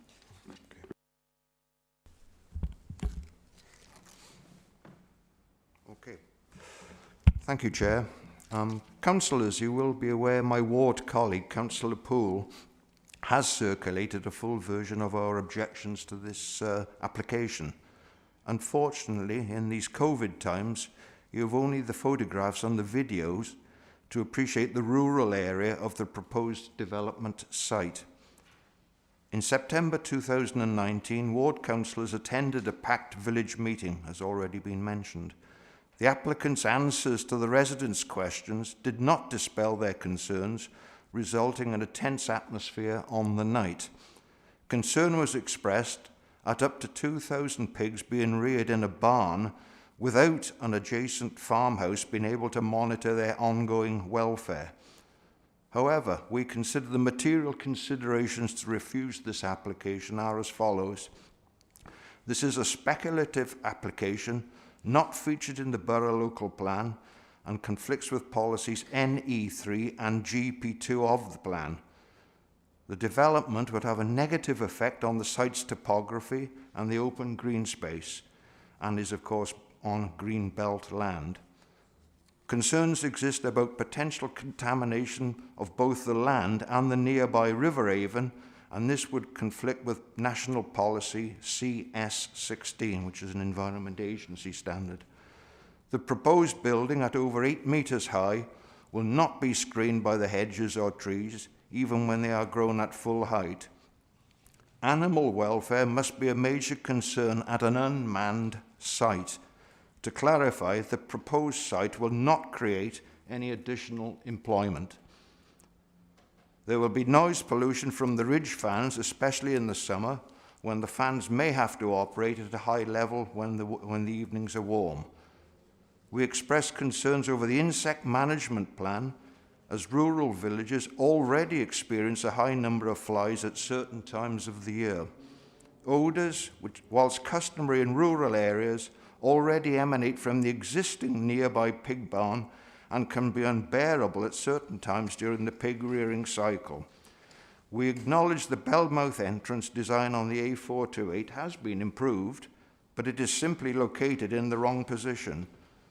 Slow-moving vehicles leaving the site raise genuine road safety concerns. The carriageway under the bridge regularly floods, and drainage will become a problem. If permission is granted, there would be an immediate increase in the carbon footprint within Church Lawford, and this at a time when, nationally, local council's direction is to encourage businesses to take independent action to actually reduce their carbon footprint, not almost double it. Nothing outweighs the harm that would be caused by this proposed development. Thank you, Chair. Thank you, Councillor Byrne. Questions? No, no questions for you. In that case, I'm afraid I'm going to have to ask you to leave before we enter debate, but thank you.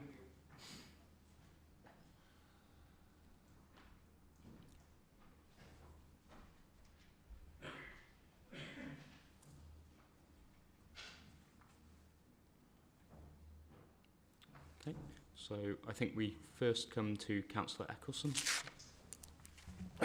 Thank you, Chair. It's a difficult one. It seems to tick all the boxes, but then there is a number of areas where I've got some questions, actually. I was rather surprised by one of the tables that the officer put up to show a noise reduction. I think I interpreted that correctly. The noise reduction after the building is built rather than an increase in noise, which rather surprised me. I also agree that that particular section of road, and I'm very surprised that highways haven't had any major objections to that section of road is a fast piece of road. It is a dangerous piece of road, and the HGV traffic will be coming out and turning across a lane of traffic to avoid the low bridge further on down that particular piece of road. Now, again, I declare that I'm in the highways industry, and I can assure members here tonight that HGVs don't always obey the rules, as seen by vehicles getting stuck under low bridges, and also width restrictions tend to get ignored as well from time to time. So it's very, very difficult to prevent a truck driver from making a wrong move.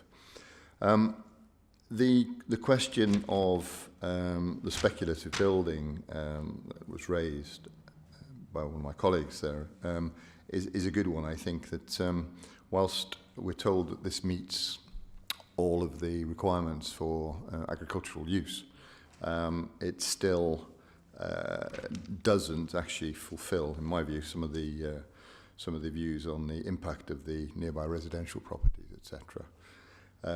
And therefore, I would like to move, Chair, to reject this proposal. Can I ask on what policy grounds you're moving refusal? CS16, sorry. Any 3 GP2 and CS16. Okay. Councillor Rabin. Thank you. Outside of the questions that I raised regarding highway safety grounds, and in addition to specific policies, namely NE3, SDC3 and ED4, those being harmful effect on the character and appearance of the land, protecting and enhancing the historical environment, and developing on best quality agricultural land avoided. With that combined along with existing buildings and structures that in the local plan state that should be utilised as much as possible, and the generation of vehicular movements should be acceptable, I too move to refuse this on the grounds that I've just specified. So just to be clear, you're seconding the I'm proposal seconding the of movement. Councillor Eccleston. Thank you very much. Councillor Brown and then Councillor Sanderson. Yes, I'll keep mine brief. It really is to endorse what's already been said. Any three stipulates that new agricultural development must be sensitively located, and I can't see any evidence of that, even in the rejig proposal.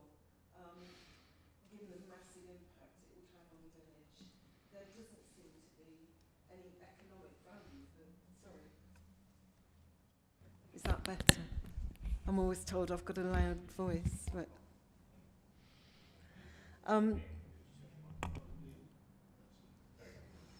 okay. Given that there's no economic value at all for the locality in this, they're being asked to sacrifice a lot for nothing, it seems to me. There are technical issues that I think haven't been fully explained around flooding, certainly around traffic, and the impact that will have on the surrounding area on the roads. I am minded to vote against this. Thank you, Councillor Brown. Councillor Sanderson. Thank you, Chair. I mean, looking at, first off, I think I must thank the officer for the diligence of the work that he put into the application, both the virtual site visit, which I think we all appreciated, and the content of his report. However, I still don't see that there is, as other members have mentioned, any economic value to the community from this development. Indeed, I have some sympathies with the comments of Petra. This is a very tiny space to put a large number of animals. It may meet current standards, which I thought were going to improve once we left the EU, but I'll leave that to one side.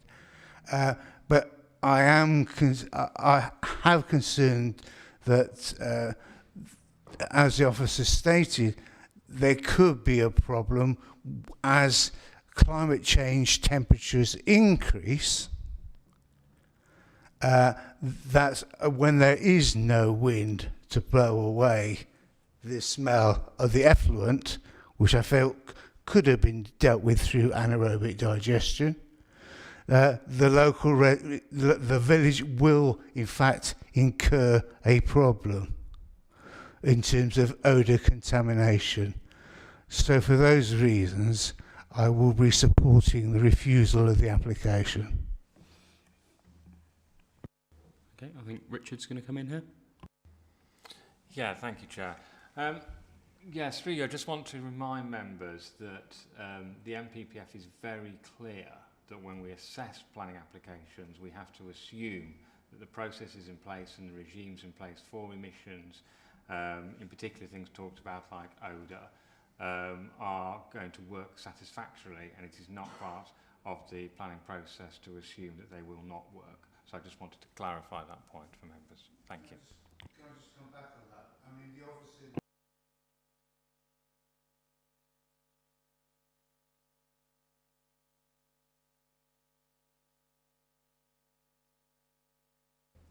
Nigel? Thank you, Chair. If can I clarify what I said? Hopefully, Councillor. It was very extreme circumstances that I described that there may be problems, but what we talked about was that that it would mean a revision to the management process in the to protect the residents from odour. It's not a thing that would happen. Yeah. You know, it's an ongoing. Yeah. Climate change, we get extremes. Yeah. Yes. Okay. Any further? Yep. Councillor McQueen. Thank you. I think there's a real danger of refusing this application just because of fear of the unknown. This is modern farming, and we all enjoy the benefits of modern farming in our day-to-day life. The majority of us in this room will eat meat, and that's been processed in exactly this way. The report from officers is extremely detailed and very well put together, and dispels almost every argument that's been put forward in terms of the environmental impact, the impact on the scenery around the villages, the smell, the ammonia, and everything else. So I struggle to understand the argument for rejecting the proposal, given the evidence we've had put in front of this committee. Are you moving approval or just sorry, commenting? yes, I'd move to approve the application. You'd move to approve, okay. Any further speakers? Councillor Gillies. Yes, I've listened to a lot of the debate, and to be quite honest, it just came down to four things for me. That's the animal welfare, and in modern farming methods, animal welfare is second to none anywhere in the world. That's one thing we've got to get right.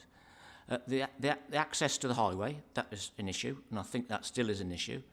And of course the visual aspect. I spent probably 20 or 30 minutes in the churchyard at Church Lawford looking across the fields. The last time I stood there would have been in 2013, and it was an absolutely clear aspect of view all the way down to the river below. But in those 7 years or 8 years that have disappeared, the hedgerows and trees have actually matured greatly, and they are an aspect of that visual outlook down to the railway line. I personally think that although the visual site tour, if you like, was okay, you can't beat being feet on the ground and looking and see where it's going to be situated and the visual aspects of it. And again, I think it is in the wrong place, although in 10 or 15 years' time, you know, there's a possibility that the trees and hedgerows would grow to obscure it, but there is all the other issues that have been raised as well. But what we've got to get into our heads is that, you know, our villages were farming commuters at one time. In my own village, we had 6 farms in our village, and twice a day the cows were walked up the centre of the road for milking, once one direction, back the other direction. You get cow muck on the roads. We've got to get to a point where we connect with other trades and understand about animal welfare, about building design, about CCTV, looking pigs during the night time, about effluent disposal. We've got to get into that mode and think in terms of the modern world. But, you know, I would have liked to have thought we might have created an opportunity to have a site visit actually on the ground so folks can see for themselves. We need, from my way of thinking, we need more explanation about how the pigs are managed. We need some photographs, slides, videos of other buildings that are designed exactly in the same way, so we can address all the issues about animal welfare, waste disposal and all that. But, you know, I shall go with the listen to what's said after I've spoken. Thank you, Councillor Gillies. And I think I would agree that the virtual site visit, whilst well done, isn't an alternative to boots on the ground. Obviously, we've been in difficult and unusual circumstances for the past year and a bit now. It's something that personally I hope we can do in-person site visits for forthcoming applications, but that wasn't an option on this occasion and obviously had been decided by the committee prior to the meeting. Councillor Rabin? Yes, thank you. And on the matter of site visits, and I have to echo Councillor Gillis's comments. I spent and have spent 2 trips and stood in the churchyard at the sty, looking down to the point where the building is proposed, and it's absolute peace. In fact, while I was there, I saw 2 rabbits running across the field. You have to stand there and appreciate the difference that the building will make to the natural environment, as the previous application that was refused noted. At the same time, you have to also be very mindful of the significant highways issues along that road.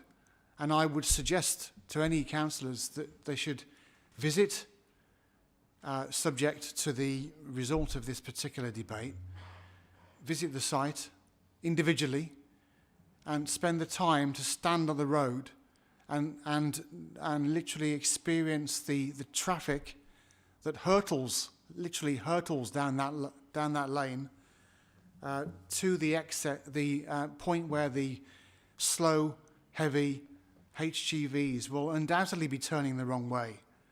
And it's an accident waiting to happen. Thank you, Chair.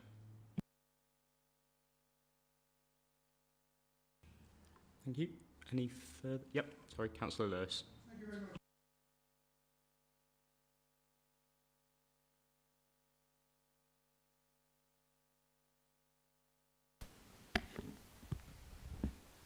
Yeah, I found the way we did the site visit quite useful, actually.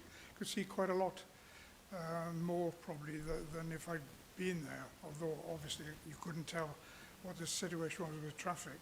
But the visit, you could see down the road far better, the visibility displays and so on. So I thought that way of doing it in the circumstances worked quite well, and I know the officers put a lot of effort into preparing that. More generally, I tend to think in the same way as Councillor McQueen with regard to it. And so I'm still wavering, but I tend to go towards the approving side. But you're not at this moment seconding the approval? Oh, yeah, okay, yeah. Okay, you are seconding approval? Yes. Okay, thank you. Any further comments from anyone? Okay. I mean, obviously there are, and you can tell from the officer's report, there are clearly factors that weigh in favour of this application, and there are also some significant factors that have already been cited that weigh against this application, and it's our job to balance those factors and to come to a conclusion based on the evidence. So I will take them in the order that they were given, and I'm going to look to my legal advisor for any clarification on this. So we had refusal, and that is for conflict with policy NE3 of the local plan and policy GP2 of the local plan, and delegate to officers to draft the precise wording, and that was moved by Councillor Eccleston and seconded by Councillor Rabin. So all those in favour of that, please raise your hands.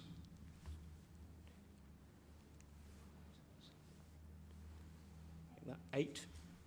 Okay, thank you. All those against?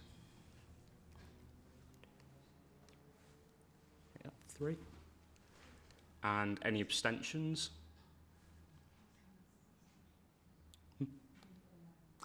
Yes, thank you. Okay, so refusal is carried. Do I now need to go to approval? Or no? Okay, so that application is refused on the grounds given. Thank you very much, everyone. And if we could ask Councillor Willis to come back in and the other speakers to come in.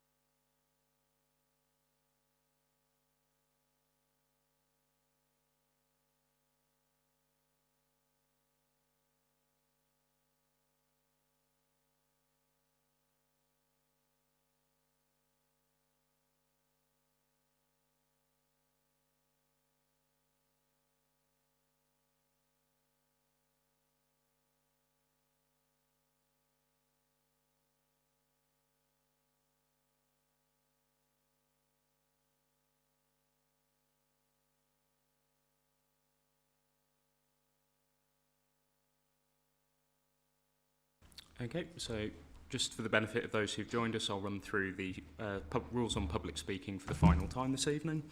We come to R20/1062, land at Foss Corner. First, the officer, Chris Davis, will speak. Then the representatives for the objectors, the applicants and the ward councillor will be invited to speak. After each speaker, committee members will be asked if they have any points of clarification from the speaker. Any ward member or councillor who speaks on an application as part of the public speaking process shall leave the meeting once all speakers have completed their presentations relating to it. Members of the committee will then go on to debate the application, asking relevant questions of the planning officers if necessary. A formal recommendation will be made and voted on. Speakers will have 3 minutes to make their presentation. They will be warned by a short alarm when they have 30 seconds left, and then a further alarm will sound when their time has expired. Their presentation should then be brought to a halt and no further time will be allowed. All speakers should direct their presentations to amplifying the planning matters they have previously put to us for the benefit of the planning committee. Speakers should restrict their comments to material planning considerations only, and any non-planning issues will be disregarded. Speakers should not introduce any additional information that has not previously been brought to the planning authority's attention, or introduce late items that have not been suitably considered by officers and properly addressed in the officer's report to planning committee for members' deliberation. And finally, no visual aids or handouts may be used, and no questions to officers or members will be allowed, and no members of the public are allowed to take part in the debate once the presentation has been given.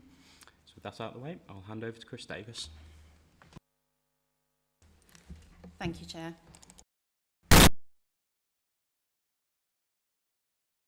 This article relates to land at Foss Corner, located at the junction of Millers Lane and Fossway. Are you plugged in? It's on HDMI 1 here.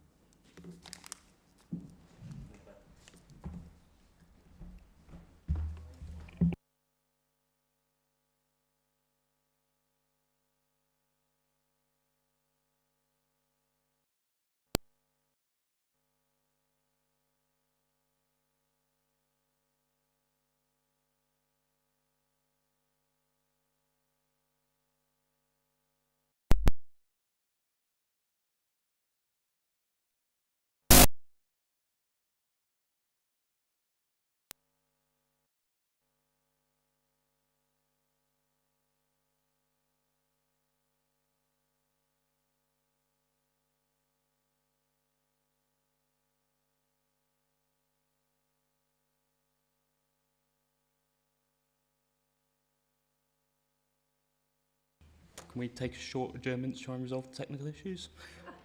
Oh, no, spoke too soon. Right, over we go.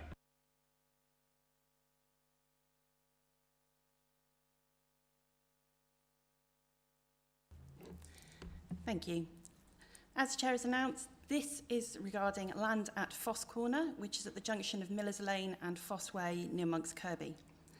The application is for a temporary planning permission for 3 years to change the use of the land for use as a residential caravan site for 2 gypsy families, including the siting of 2 static caravans and 2 touring caravans, together with the laying of hardstanding and the erection of 2 stable utility buildings. The application is retrospective.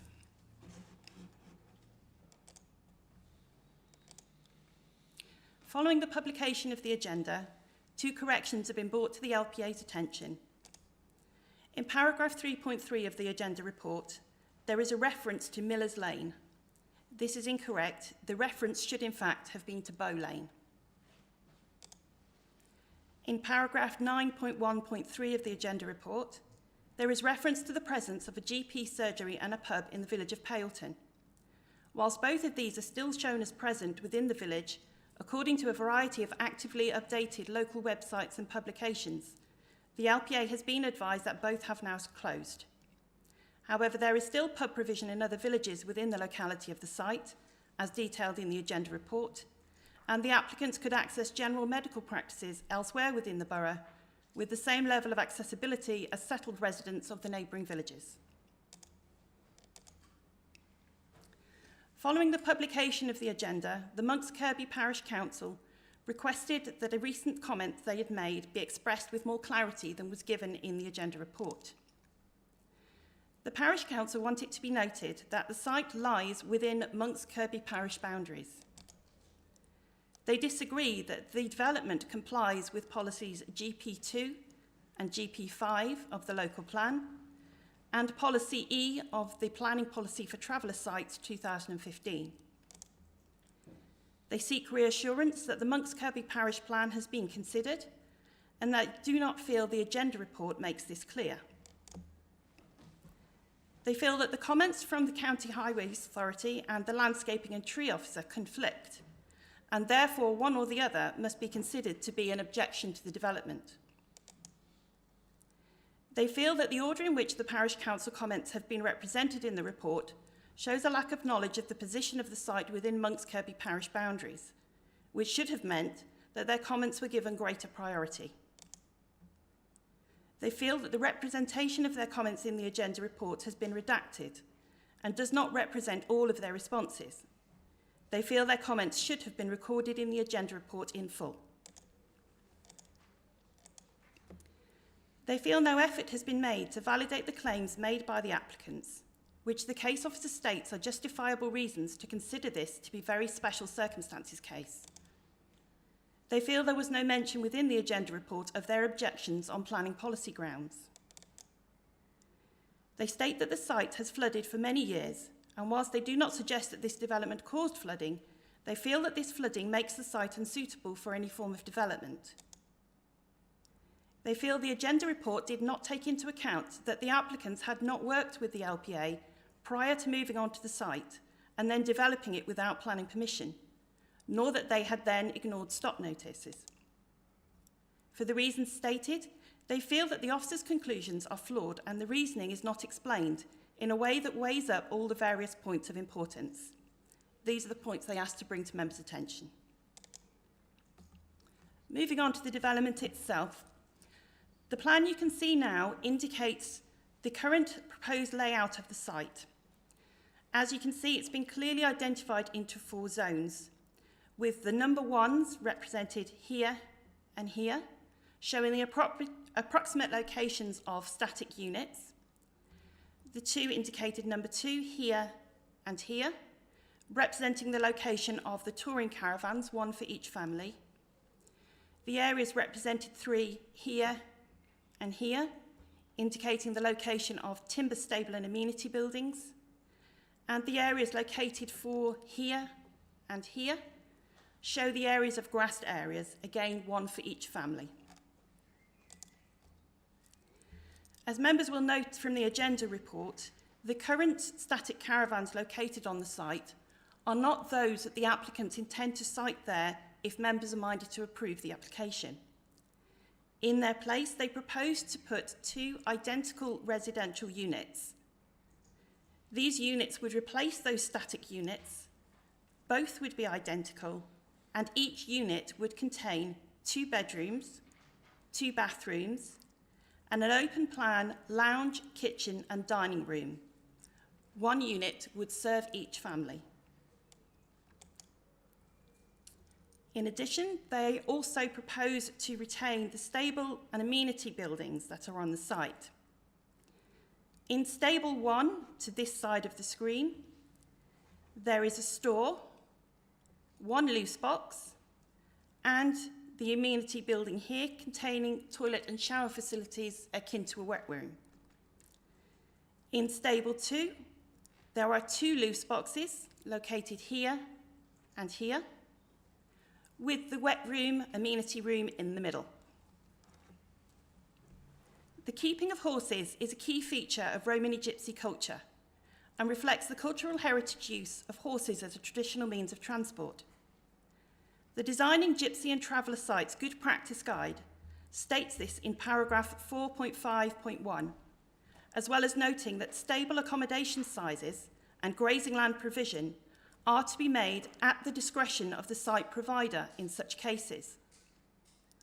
This national policy position differs from the policy stance that the LPAs must take when considering applications for stables for non-gypsy and traveller developments, such as the one members have considered this evening in Withybrooke. On-site provision would enable rapid responses in the event of animal emergencies. and as the development is small, the applicants could easily bring small amounts of hay and feed onto the site themselves as and when it's required, rather than needing large amounts of storage capacity or regular deliveries by large vehicles. These are some images that are taken of the site during the second LPA site visit referred to in the agenda report, which occurred in May 2021. In the first row here, you can see the stable amenity building, the grassed area here, the static residential unit and touring caravan used by Mr. Jones, the static one here, and the touring one here. Oh. Apologies, I wasn't told that in advance. Moving then from left to right on the second row, you have the representation of the facilities that have been provided for Mr. Ayres. These include a stable and amenity building, shown bottom right, static residential unit and touring caravan, shown respectively in the middle and the bottom left. As noted in the development description, this application is retrospective, as intentional unauthorised development had occurred prior to its submission to the LPA.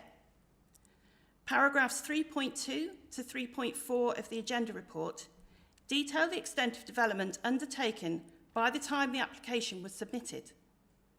Paragraphs 3.5 and 3.6 of the report also detail works that were undertaken during the process of considering the application. Intentional unauthorised development is a material planning consideration and must weigh against the benefits of granting planning permission for retrospective applications such as this. Whilst there may be neighbourhood level documents being prepared by parish councils in the locality of this site at the moment, the LPA can only consider those documents that have been formally adopted. In this instance, the only relevant adopted neighbourhood level document pertaining to this application is the Monks Kirby Parish Plan 2015. As stated in paragraph 6.5 of the agenda report, this application conflicts with the principles of the Monks Kirby Parish Plan 2015. However, as stated in paragraph 6.6 of the report, the age of this document means that it carries little material weight in terms of planning considerations. Monks Kirby Parish Council recognise this, as I have already confirmed in my summary of their additional comments at the start of this presentation. This is why the development is still deemed to comply with the principles of Policy GP 5 of the local plan, as there are no adopted neighbourhood level documents of sufficient weight with which the development conflicts. Gypsy and traveller developments in the Greenbelt are still considered unacceptable in principle unless very special circumstances exist that would outweigh that harm. The LPA considered that this is a case of very special circumstances due to the significant under-provision of suitable allocated gypsy and traveller sites within the borough, culture, and the personal circumstances of the applicants and their families as detailed in the agenda report. This development has been assessed against all relevant policies within the local plan, the NPPF, and the Planning Policy for Traveller Sites 2015. Each test required by the relevant local and national planning policies has either already been met or could be met through compliance with and enforcement of detailed conditions as listed in the agenda report, including key criteria that are specifically relevant to gypsy and traveller developments. This approach is supported by the NPPF. The evidence submitted by the applicants has been carefully scrutinised and is deemed to be sufficient to justify the development being acceptable in principle due to very special circumstances, as detailed in the agenda. In 2015, a ministerial statement set out that unmet need for housing provision including the allocation of appropriate sites for gypsy and traveller provision, was unlikely to outweigh harm to the greenbelt and any other harm, and so was unlikely to establish a special exceptional circumstance on its own. However, subsequent reiterations of the NPPF that post-date this statement have not incorporated this criteria, and planning policy guidance that previously reflected the ministerial stance has since been removed. In a number of recent appeal decisions, which occurred since the publication of the revised 2018 NPPF, the planning inspectors have noted this and determined that the ministerial statement could therefore only be afforded limited weight as a material planning consideration when looking at gypsy and traveller provision.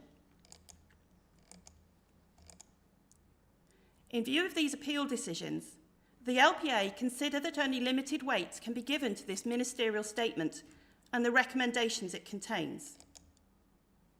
The significant lack of adequate provision within the borough is a contributing factor towards a case for very special circumstances for allowing gypsy and traveller developments such as the one before you this evening, and a matter which carries significant planning weight in favour of granting planning permission. As stated in the agenda report, it's the personal circumstances of the applicants and their families that form a key part of the case for this being considered as a very special circumstance. It is therefore proposed that, if approved, the permission be made personal to the applicants and the family members identified within their submitted evidence, limiting occupation and use of the site to just the applicants, their partners, and their children. This is shown as recommended condition 3 in the agenda report. This would ensure that the use shall not inure for the benefit of the land, and that it cannot be used by anyone other than those who are currently applying to live on it. In applying this condition, the LPA can ensure no other members of the gypsy and traveller community could benefit from or use the site in the future, thereby addressing a key concern raised in objections received to the application. It is proposed that the term of the permission be limited to 3 years, rather than being made permanent. This is because the weight given to the applicant's personal circumstances in terms of educational and health needs may change over time, and therefore the local planning authority would want to reassess such matters regularly over a given time period. It would also allow time for the LPA to develop its gypsy and traveller DPD. This limitation would be achieved through recommended condition 1 as detailed in the agenda report, which specifies that, if approved, the permission is only for a 3-year period with a stated expiry date. It is also proposed to restrict the scope of the on-site activities to be permitted in the event of an approval. This includes prescribing the uses of the stable and amenity building through recommended conditions 2 and 5, controlling waste storage and disposal through recommended conditions 8, 9 and 10, and prohibiting commercial storage through recommended condition 11.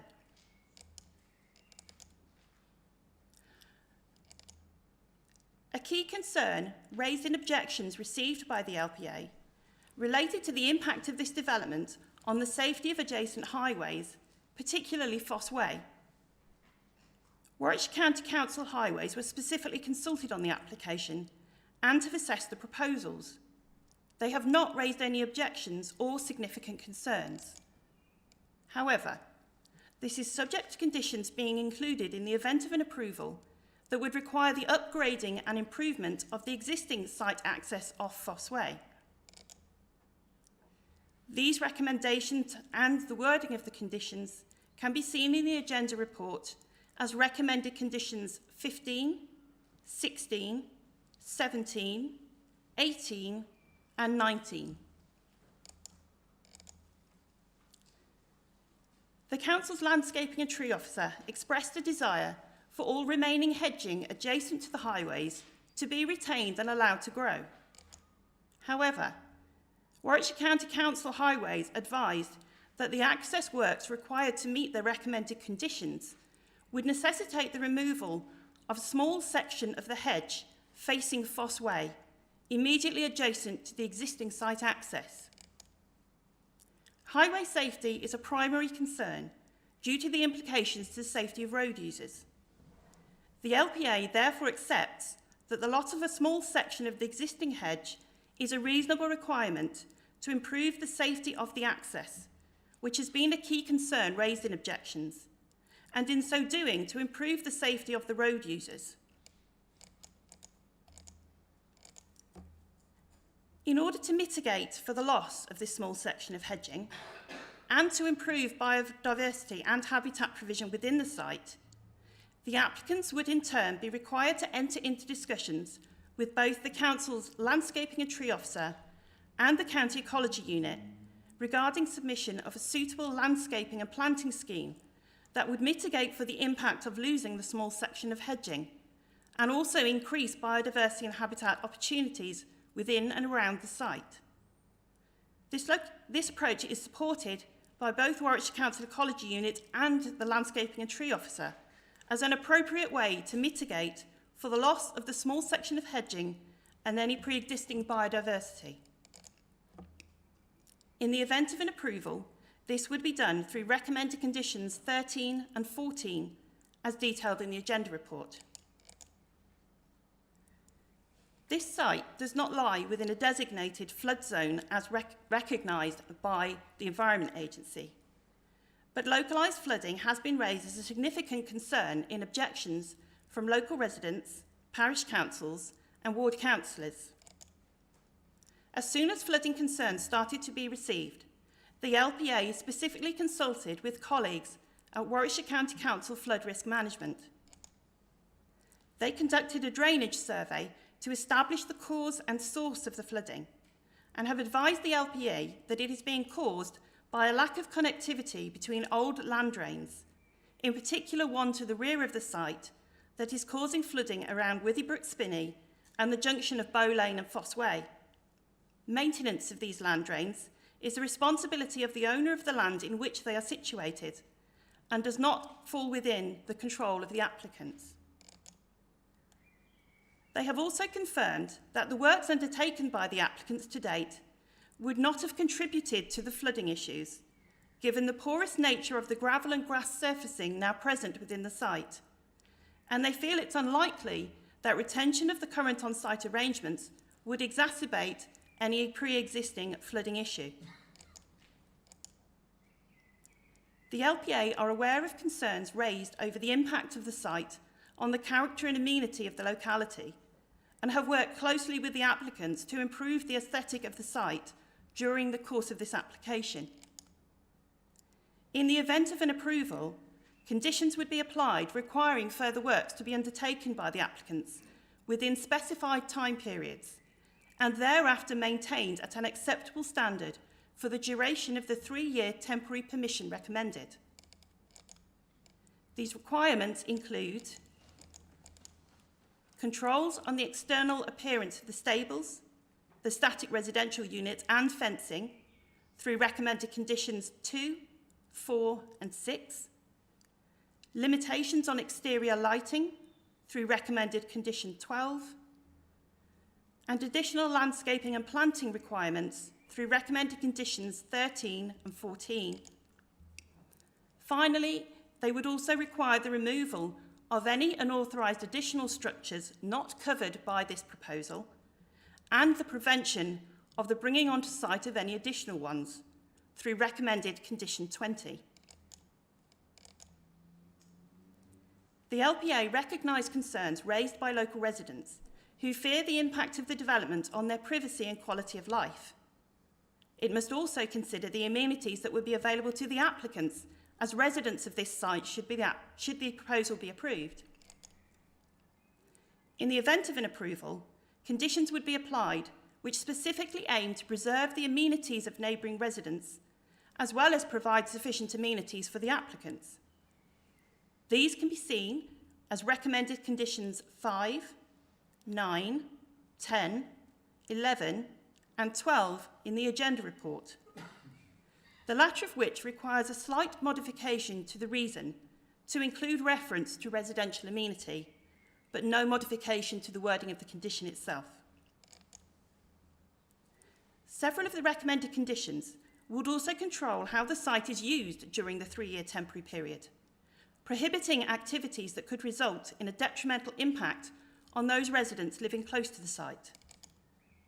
These conditions are prescriptive and can be effectively enforced by the LPA if required.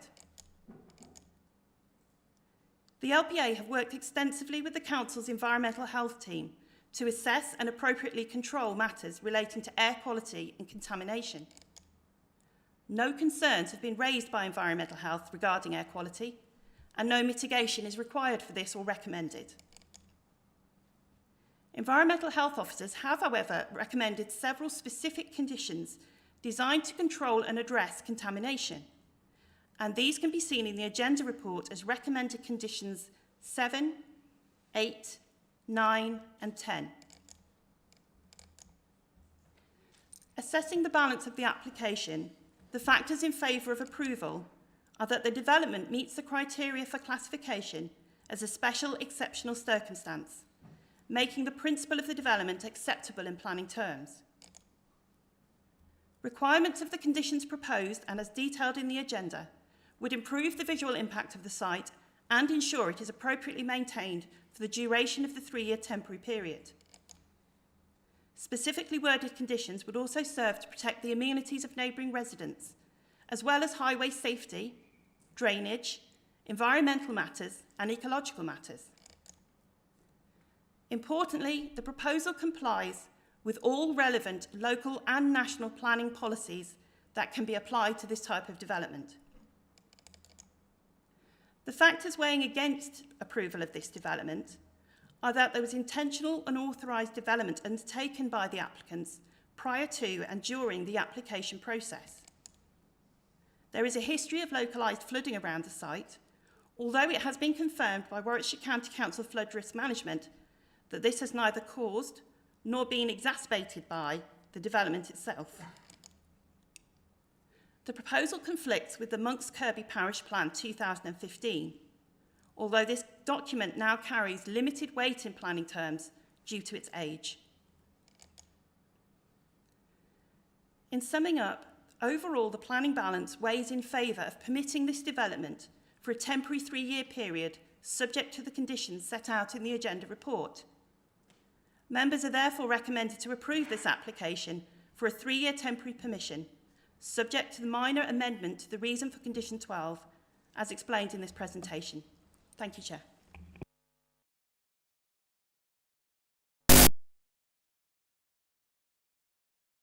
A comprehensive report. We now come to the first speaker, Councillor Bill Williscroft, Chair of Monks Kirby Parish Council, who is speaking against the application.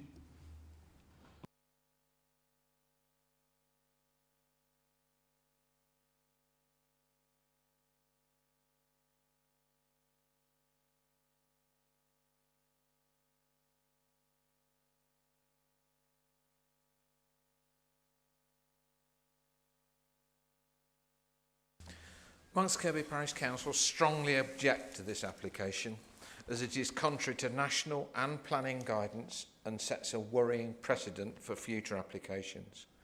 We believe the application goes against the guidance in NPFF section 145 and we sought advice.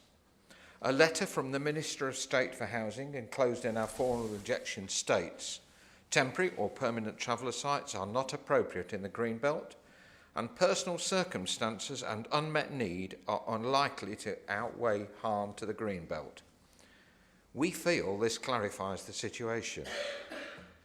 If approved, this will set a worrying precedent as claims of exceptional circumstances will be used as reasons for overturning other planning policies, and hence all areas, rural and urban, are at risk from this approach.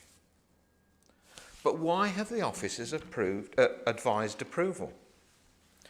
We believe the officers' report is flawed. Monks Kirby is not mentioned as the site for the development, and Withybrooke's comments are mentioned before those of Monks Kirby. We are confused. We know where the site is. Do the officers? The Highways Department is quoted as saying that they do not object if some hedge is removed. The tree officer states that he does not have any objection if no hedge is removed. We are very confused. Monks Kirby's comments quoted in the report have been redacted. This gives a false impression of our reasons. Also, our more detailed comments on the 15th of March are not referred to. We are very, very confused. The site has flooded for some 50 years to my knowledge. The report mentions the flooding but implies that the development may have caused the problem. No. This site, due to its history of flooding, is unsuitable for development. The claims of the applicant of exceptional circumstances have not been validated. An officer quoted, "These claims have not been checked. We take claims at face value." This is unacceptable and vital due to the default position of this application being refusal unless the claims for need are proven. We have had a past application in Monks Kirby claiming needs. This was checked by the planning officers, including medical records. This case shows a lack of consistency by the planning officers. We are not only very, very confused, we are dismayed.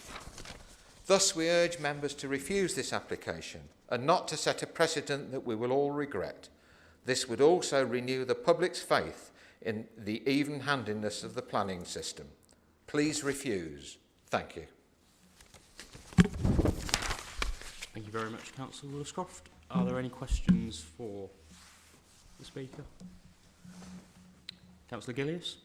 Yeah, just one or two questions actually. There was a mention of a neighbourhood plan.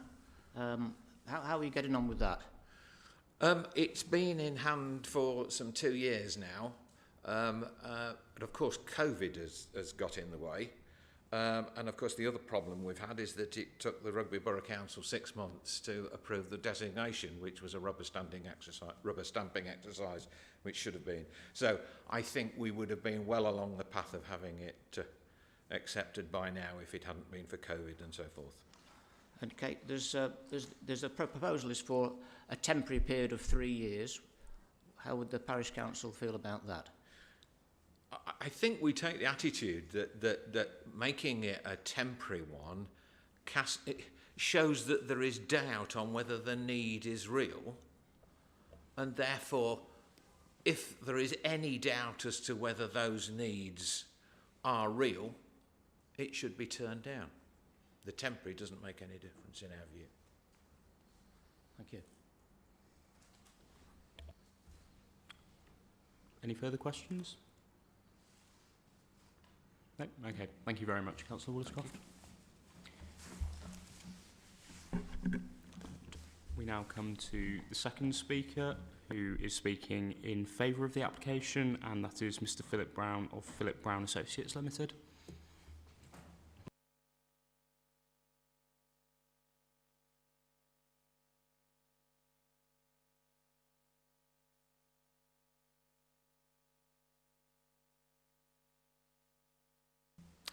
Good evening. Firstly, to address the circumstances of my client's actions, they were formerly on a site along Coventry Road, Bulkington, in the Greenbelt, but had to vacate because of the COVID crisis. This caused gypsies and travellers to stop travelling and return to the home base. The return of usual residents then displaced any temporary residents, leaving my clients with nowhere to go. It is, of course, unfortunate that the site was developed without first obtaining planning permission. This is not against the law and was forced on my clients. They had a choice. Either go onto the site where they could provide themselves with facilities or live on the roadside with no facilities. The site is, of course, in the Greenbelt, where it is accepted that sites constitute inappropriate development. That said, planning permission can still be given where very special circumstances are shown to exist.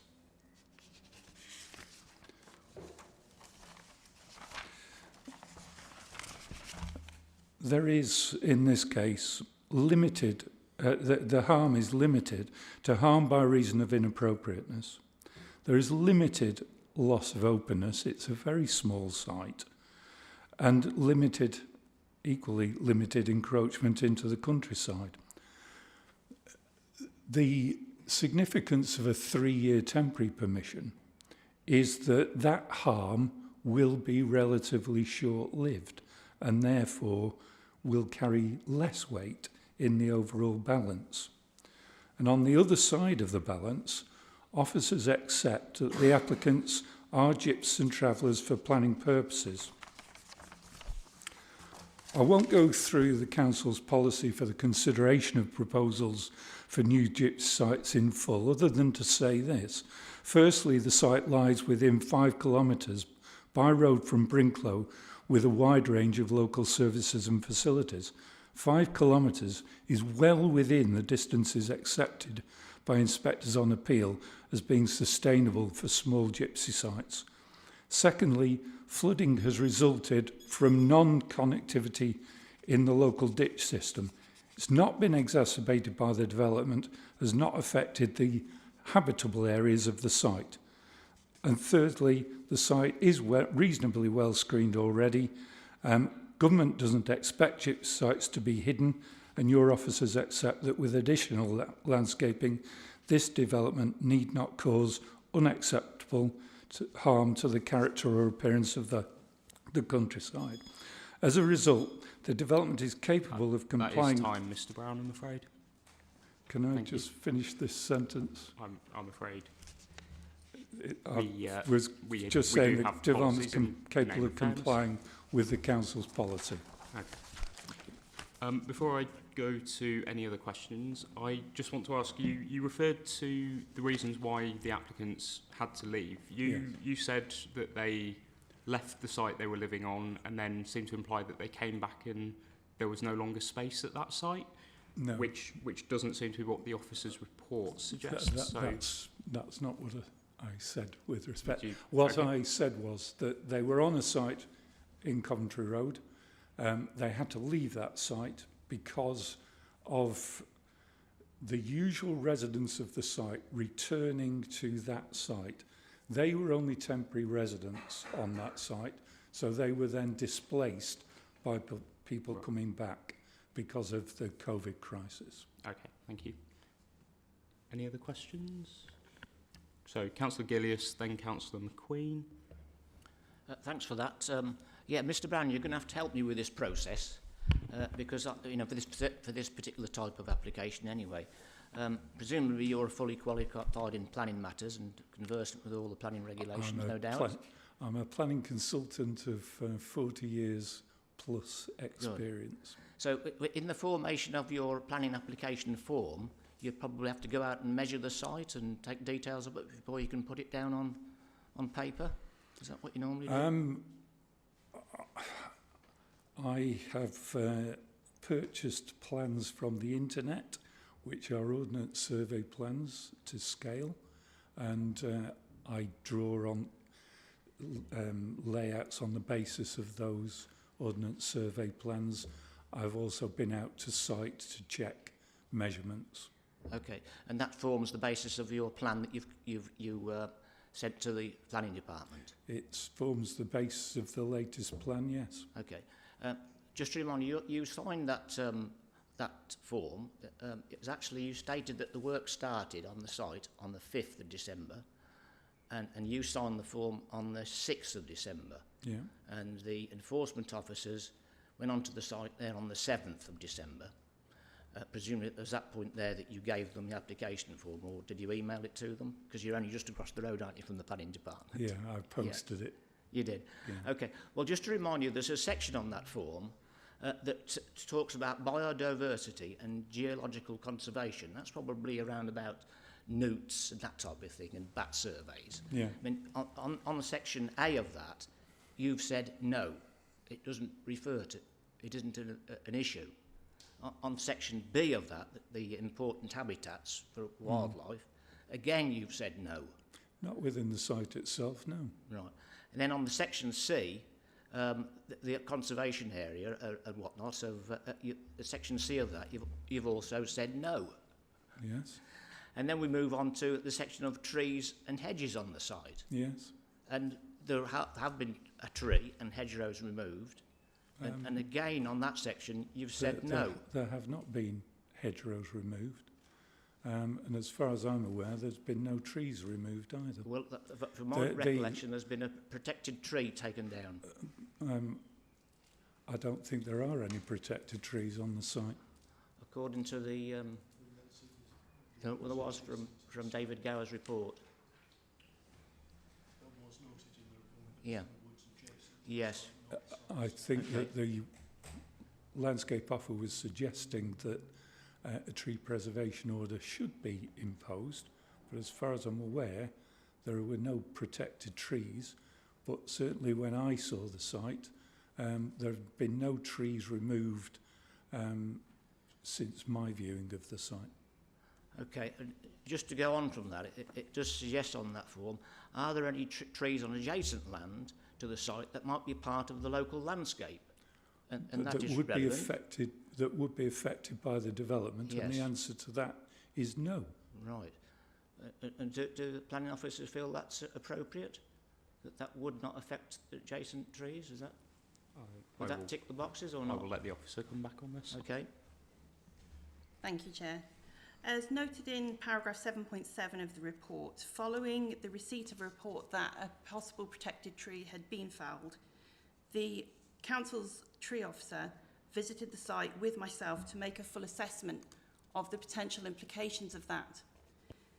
He assessed that the Witherbrook Spinney serves as a significant natural landscape feature and visual amenity, and recommended that it may need to be put under a tree protection order as a woodland protection. He also made comments as detailed in paragraph 7.7 about hedging. However, he advised the LPA that there was no immediate need for a TPO, tree protection order. There was no existing TPO that had been breached, and there was no clear evidence that any trees, protected or otherwise, within either the site or Witherbrook Spinney had been recently felled. Thank you, Chair. Thank you. Councillor McQueen, did you have a question? Yeah, I had some questions around the special circumstances. So the report notes that one of the special circumstances is around the consideration for children of primary school age. So I'm guessing kind of 12 years old at the most. And what we're considering here is a 3-year temporary acceptance. So the children would be at the oldest 14 or 15 at that time. So what's your client's, what's the applicant's plans at that stage? What is this going to be an ongoing issue where we're looking at it again in 3 years and reassessing it, or where are we there? We're in a situation in Rugby, and I am a Rugby resident, so I can say that, where we have a housing crisis for gyps and travellers. There's plenty of land for conventional housing and warehousing, but no allocations for gyps and travellers. That 3-year period gives the opportunity for existing unauthorised and temporary sites to be assessed as part of a local plan process. So this site is one site which will be in the mix that can be looked at, and the council then properly through the local plan process can decide on which sites it wants to allocate and bring forward as allocated authorised gypsy sites. It is crazy to cast families out onto the roadside, when there is a shortage of local accommodation, nowhere for them to go, when you hopefully are in the process of looking at sites where they could be accommodated within the next 3 years. So rather than do that and refuse planning permission as others are asking you to do, the logical and humane way to treat gyps and travellers in this borough is to, through the local plan process, assess the sites that are going to be available and suitable, choose between those, allocate them, and then you will not have the problems that you have at the moment of unauthorised and temporary sites. Thank you. Any further questions? Oh, Councillor Raven. Thank you. I just wanted to confirm the ages of the children, please, in the two families concerned.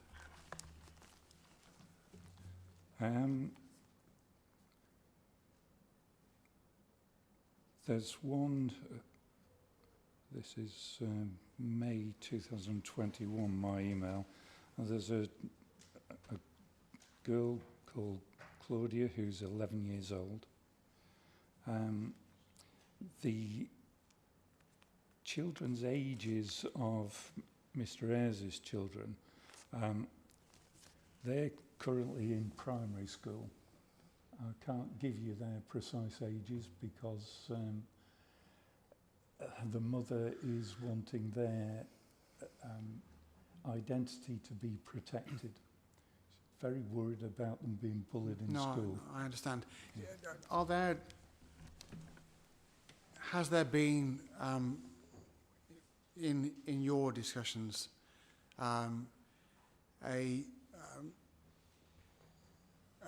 any discussion around the impact upon both families, given that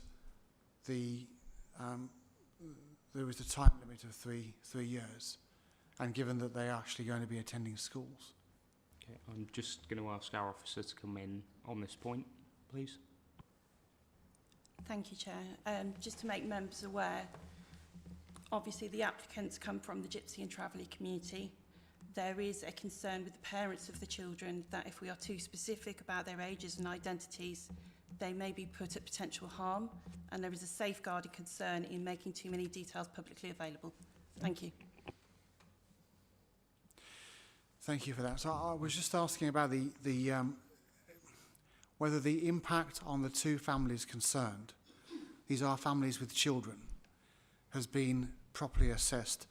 Now I know that our planning officer is moving to approve this, but it's a point to note that there are two families. Is there a question for the? And the question is, debate? has there been a specific plan to mitigate the impact on both families? It is a case in this situation of making the best of a bad situation. Clearly, at the moment, we have a family divided because children can't live with their father because of concerns over the children's education. So, yes, it's making the best of a bad situation. And it is putting the children's needs at the forefront of our concerns, and it actually should be at the forefront of your concerns as well. We had a limited quote from the councillor about the approach to very special circumstances in gypsy cases, and it was that unmet need and personal circumstances will not usually amount to very special circumstances, but what is neglected to mention is accept the needs of the children, because needs of the children tip the balance, and they certainly do in this case, because the best interests of these children are to live on a settled site with proper access to healthcare and schooling, and to be able to live together as a whole family in accordance with their traditional gypsy lifestyle. Thank you. The reason, Chair, the reason I asked the question is because... I think you're possibly moving into debate, and obviously... No, just only... A single sentence question then, Councillor Rabin, please. I've asked the question. I would just... The point that I'm making is that This is questions to the applicant, not debate. So if you have a point to make in the debate... I've asked the question, I've had the answer, thank you. Okay, thank you. There are no further questions. Then we'll move on to our final speaker of the evening. Thank you very much, Mr. Brown. Councillor Heather Timms.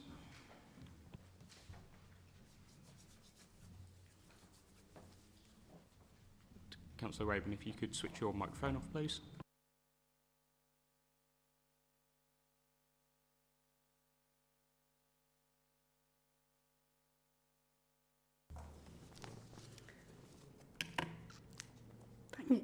Thank you very much for this opportunity to speak to you.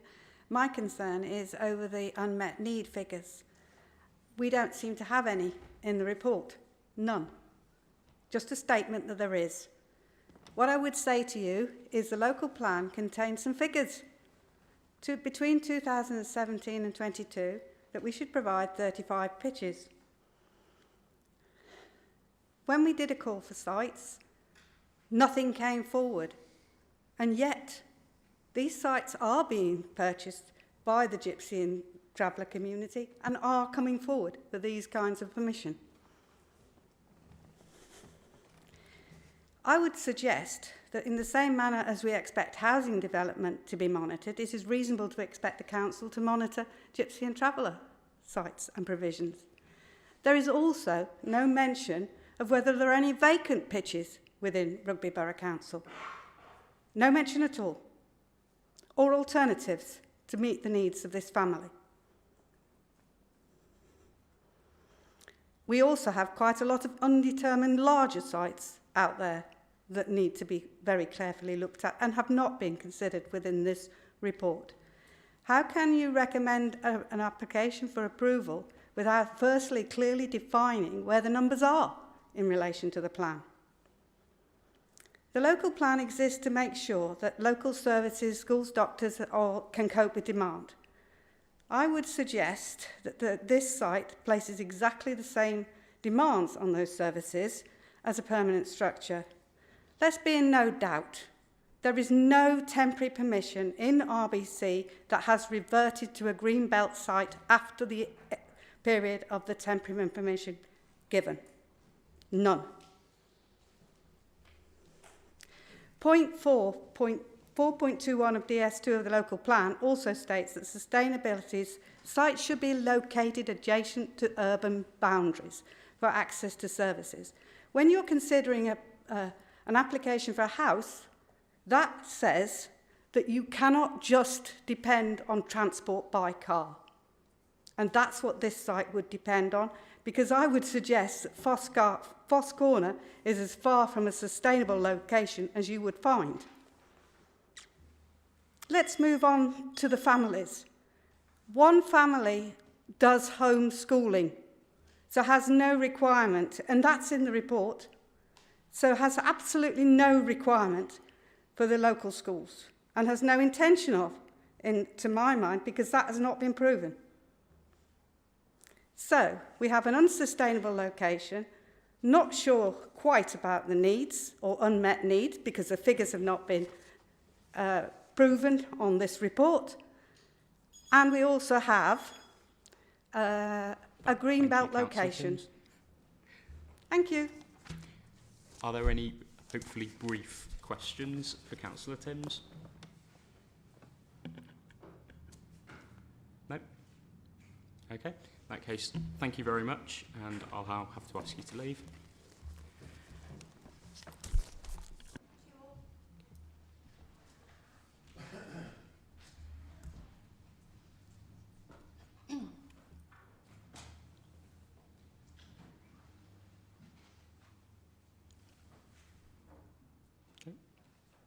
The other speakers can remain if you wish. It's just the councillor, so if you want to stay and listen, you can. Okay.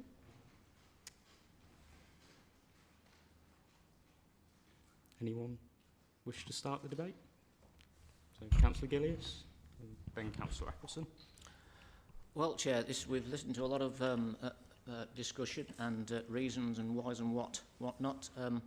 I've given this a lot of consideration. I've looked at all the reports, looked at the balance, and I've got to admit that I'm going to have to move refusal on this.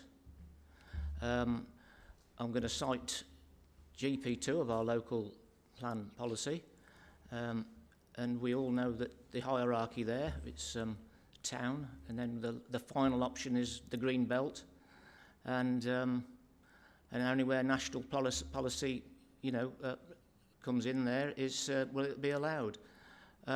So I'm going to refer to national policy, which is paragraph 134, section C, paragraph 143, paragraph 145.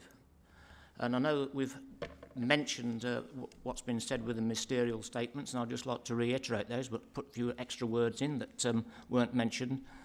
And first of all, in 2015, it was stated that we remain concerned about harm to the green belt where there is unauthorised development of land in advance of obtaining planning permission.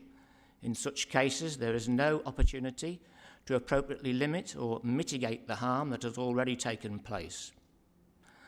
Later on, it says we are making very clear that public bodies should not gold plate human rights and equality laws and turn a blind eye to the breaches of the rules.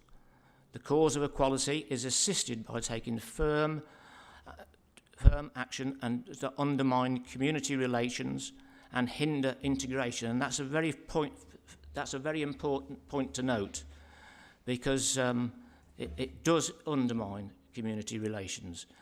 And clearly, the observations received point to this application as being such an example of that, the action of which lead to a gross offence to local residents and individuals who have spent literally decades working hard to bring and keep their communities together through deeds of consultation, deeds of fairness, and deeds of respect. And that's what's lacking here, unfortunately. The intentional and unauthorised development of this site constitute actions that are alien to good community relations and contribute to mistrust and division.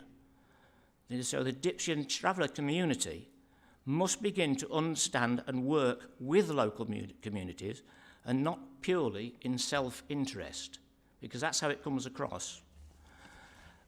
Earlier this year, we had a ministerial statement, and it states in there, it states in producing local plans for their area, local planning authorities should identify and update annually a supply of deliverable sites to provide a 5-year worth of sites against local targets. If a local planning authority cannot demonstrate an up-to-date 5-year supply of deliverable sites, this should be a significant material consideration in any subsequent planning decision. One of the exceptions to this is where the land is designated green belt. The government is clear that temporary or permanent traveller sites are not appropriate developments in the green belt, and that subject to the best interests of the child, personal circumstances and unmet need are unlikely to clearly outweigh harm to the green belt and any other harm so as to establish very special circumstances. Each case is considered on its own merits, having regard to policies and the local development plan and other material considerations. And we've seen Councillor Timms make mention of those items that are lacking from the evidence in order to swing the balance to approval. Local planning authorities already have a wide range of enforcement powers to tackle unauthorised development. We have also emphasised in national policy since 2015 through the written ministerial statement that intentional unauthorised development should be a material consideration in planning decisions. This applies to planning decisions both made locally with local authorities and planning inspectorate. So the basis is the GP2 and national policy green belt. And we can go on. We can also mention policy. There are some other speakers, so if you have further to add, then if you want me to add all the policies, I think it fails on. Do you want me to go ahead with that? Yep. Okay, I think it also fails on DS2 because of the lack of the caravan count, and we can't stack it up against the criteria. We haven't got those numbers. We also mentioned issues about flooding. Now, flooding has been going on, as mentioned by one of the speakers, it's been going on for 30 or 40 years. Haven't been able to solve the problem. Unfortunately, we haven't had a photograph up on the screen about the massive ditch that was dug in the field some time ago to try and alleviate that flooding problem. But that hasn't occurred. And, you know, where we have an importation of materials onto the site, many lorry loads, of course, the volume of those materials displaces that water elsewhere. And for the very first time this year, I saw sandbags in front of the door at the neighbouring cottage. Never been known before. So it's displacing water elsewhere. So that is an issue. Local plan D1. Regarding sustainable transport. We've mentioned that in one of the earlier applications, and it fails on that. GP1, sustainable development, too much reliance on motor vehicles, and that is a real problem. But one thing I will have to mention is the vehicular access. Although it's been mentioned for upgrading works, let me just tell you that I've recently driven out of Bow Lane and was completely unsighted by wheelie bins placed on the grass verge. Now that's quite a fast section of road, 60 miles an hour plus, and I just want to refer you to, in March of this year, a section in the Rugby Advertiser reported the death of Mr. Christopher Parkin, aged 73, whose motorcycle was struck by a vehicle pulling out of Bow Lane.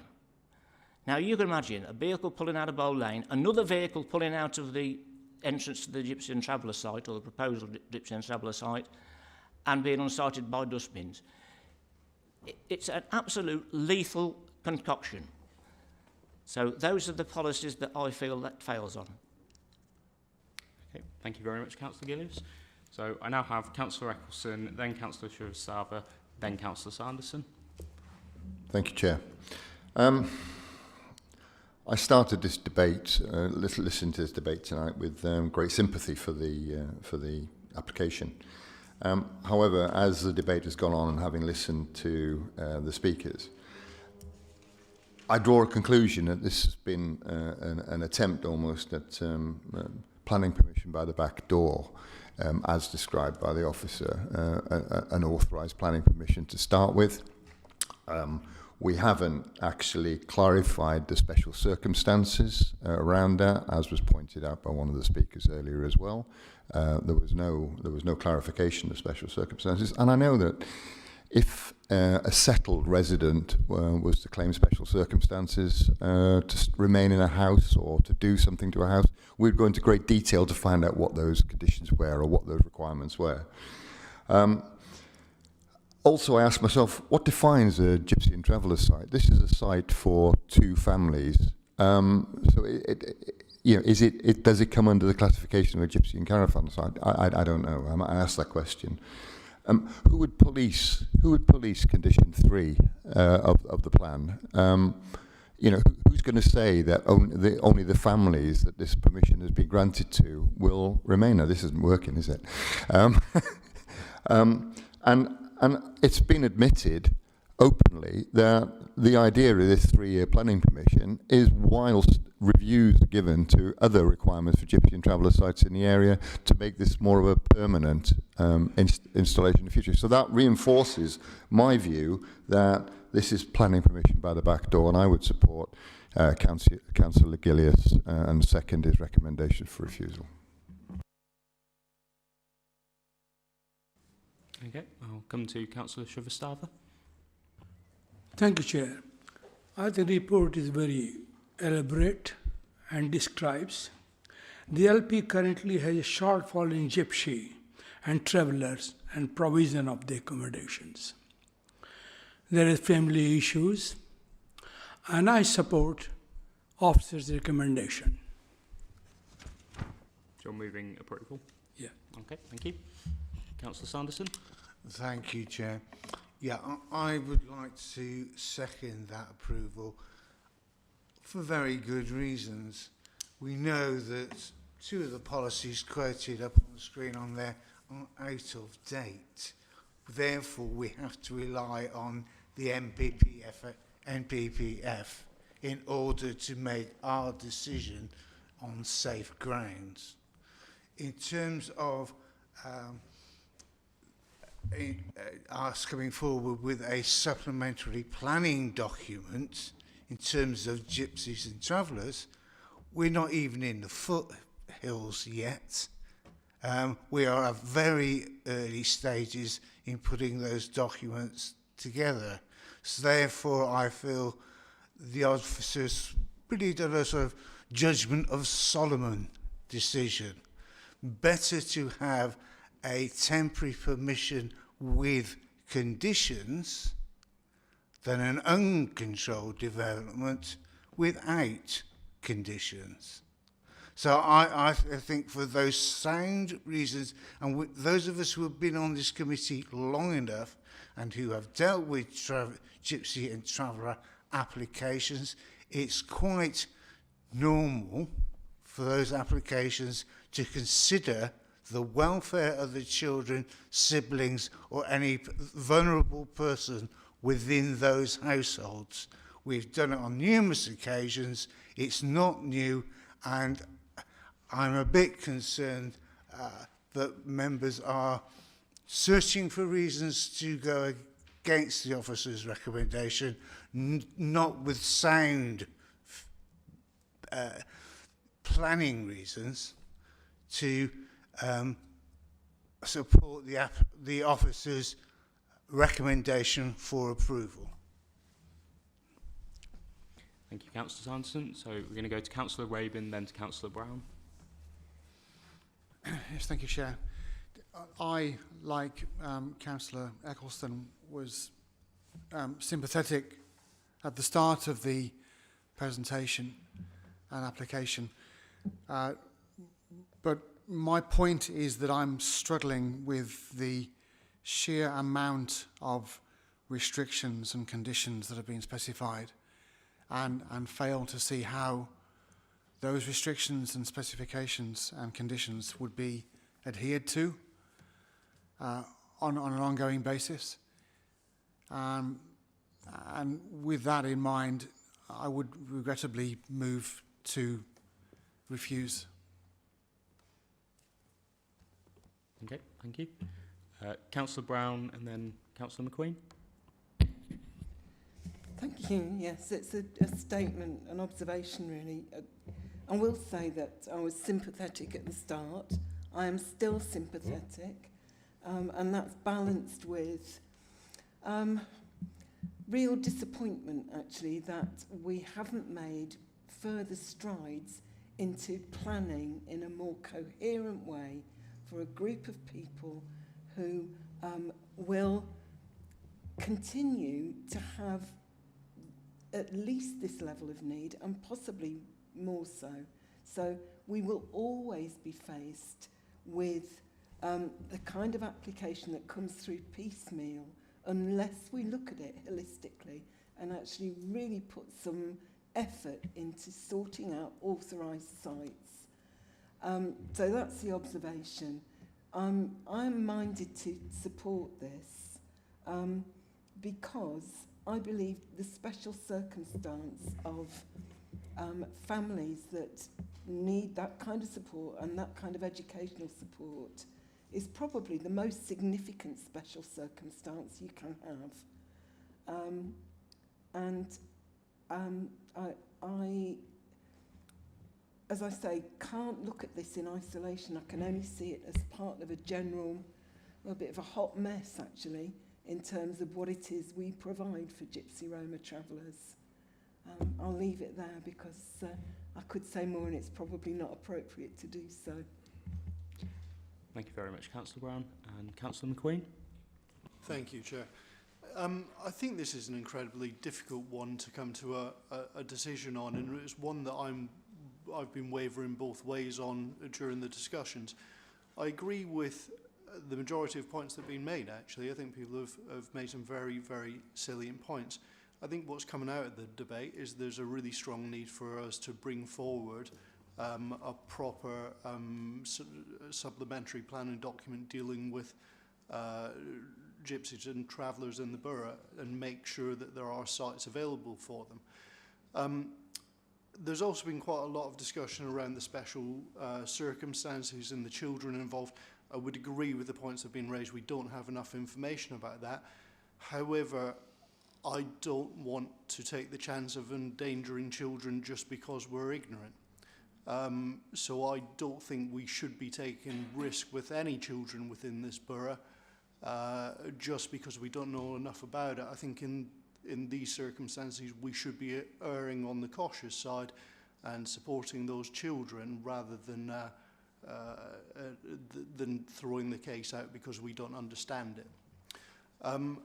I think the kind of halfway house that's been recommended by the planning officer probably is the right solution, having a temporary reprieve, if you like, for that family for 3 years while we sort a supplementary planning document out and put in place proper sites around the borough for families like this. Sounds about right. So I think on balance I'll be supporting this motion. Thank you very much, Councillor McQueen. So we now have Councillor Willis and then Councillor Lewis. Thank you, Chair.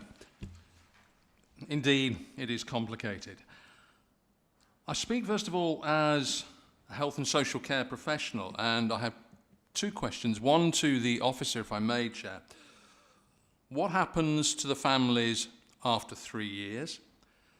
And secondly, I think the report is silent on any professional viewpoint from social care professionals. And these families are undoubtedly what we would call priority families, or the policy of every child matters. Where that fits into planning consideration and looking at the NPPF and health and well-being, I'm not sure, but I think it's something that we need to consider. I did visit the site yesterday, and I have to say that I share Councillor Gillias's concerns with regards to the site directly opposite Miller's Lane, Foss either side, and slipping down Bow Lane. So clearly there are problems there. The other thing that does concern me, which I think has been raised, is the very special circumstances. If we allow this, are we indeed opening a potential floodgate for sites to be bought up, developments to be constructed before planning permission is in place? And what do we do about that, and what policies do we have to do that? If I could, in answer to the first question, what happens after 3 years, what guarantees do we have for the families and indeed for the piece of land going forward? And secondly, what consultation, if any, will we be having with health and social care professionals as to the welfare of those families going forward? Thank you, Councillor Willis. I'm just going to ask the officer to come back on a couple of specific questions you asked. Thank you, Chair. Thank you. Thank you, Chair. Responding firstly to the query over what happens after 3 years. Through the duration of the 3-year process, if members were minded to approve the scheme, the site will be regularly monitored by planning and enforcement officers.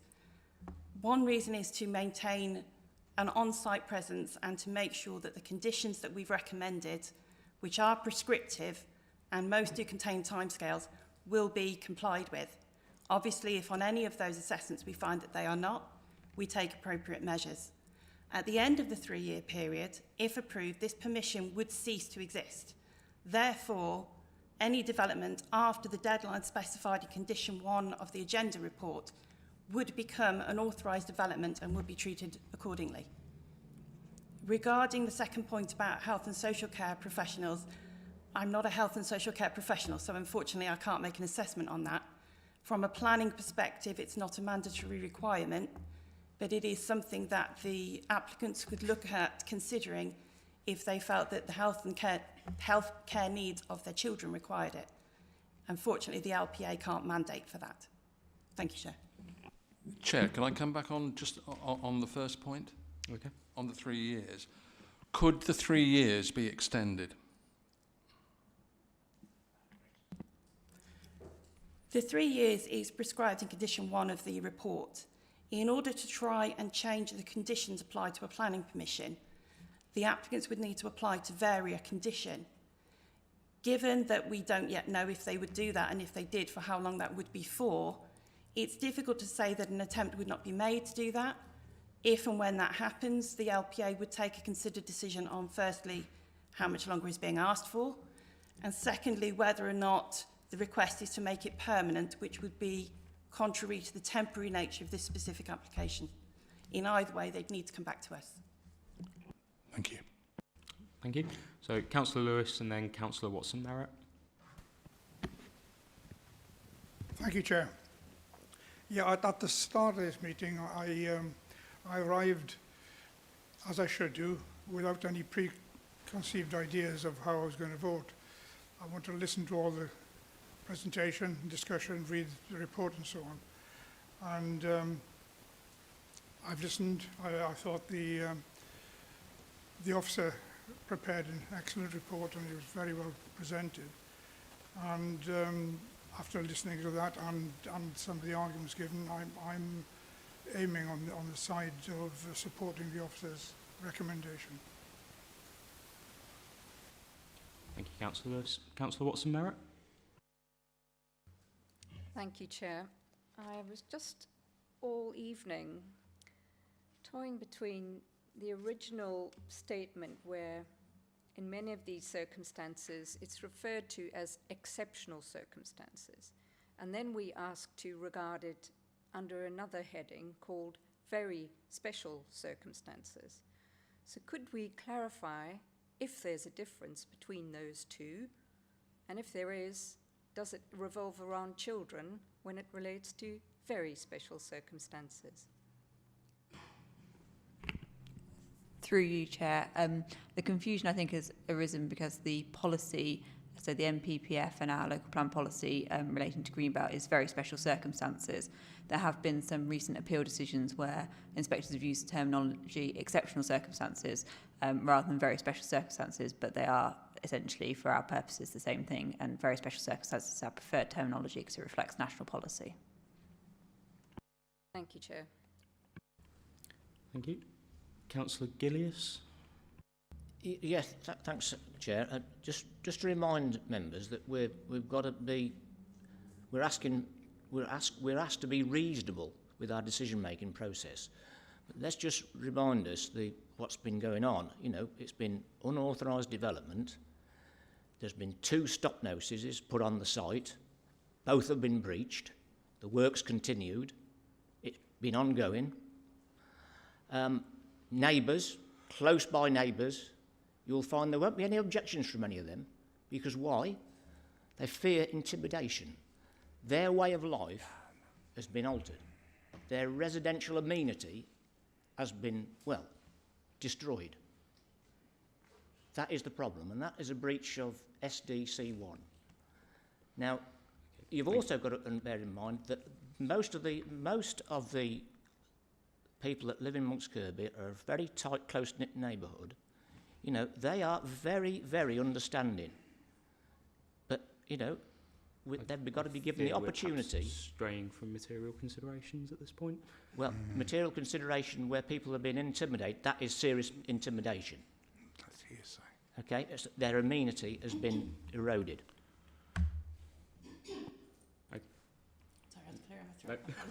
Okay, so I've got hands from Councillor Sanderson and from Councillor Brown. Yeah. I don't want to dwell on the hearsay, which is a policing matter, not a planning matter. And clearly, we have some experience on this council of retrospective planning applications coming both from the settled community and gypsies and travellers. What matters is, would we have given it permission had the application come in as new? We don't support retrospective applications, but we do know that they happen more frequently than we would like. Councillor Brown. It's a really emotive subject, obviously. I think I'm concerned that we start to bring in things like intimidation and whatever it is that have nothing whatsoever to do with the issues that we're considering here. and we need to be careful about the language that we're using. Thank you. I think on this occasion I am actually minded to agree with Councillor Brown, so given we have had quite a fulsome debate on this issue and we have had both refusal and approval moved and seconded, I think I'm going to take it to the vote now, if that's okay. A single sentence, Councillor Gillies. Okay. A single sentence. I've been attending meetings at Monks Kirby Parish Council for 17 years. I know the people in the community and I know how they're affected. Hearsay from councillors, you know, is bad news for the rural communities, because the rural communities do a lot of good works. Okay, I think the point has been made.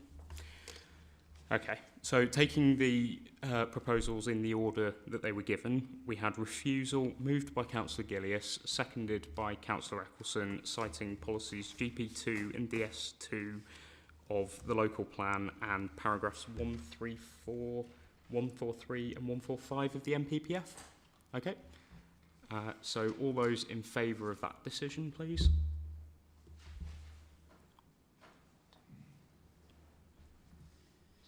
Seven. 5, I believe. 1, 2, 6. Okay.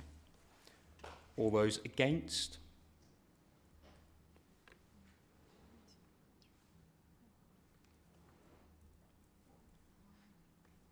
Okay. And any abstentions? 1. Okay. So refusal is carried. Okay. Thank you very much, everyone. Thank you, Chris. Right.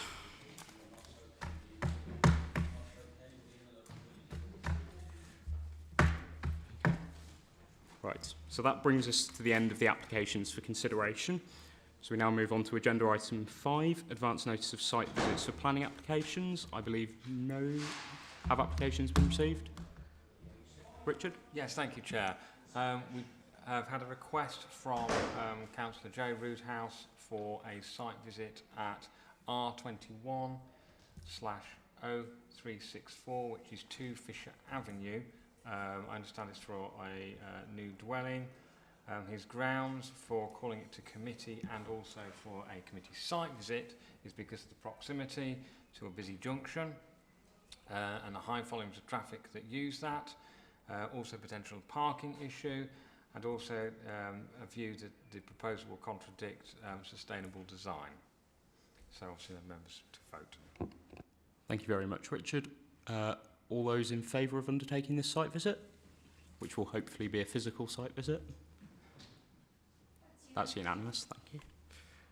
Okay. Could we avoid going at the times that the children come out of Ashlawn Secondary School, because the road's absolutely chock-a-block at that point?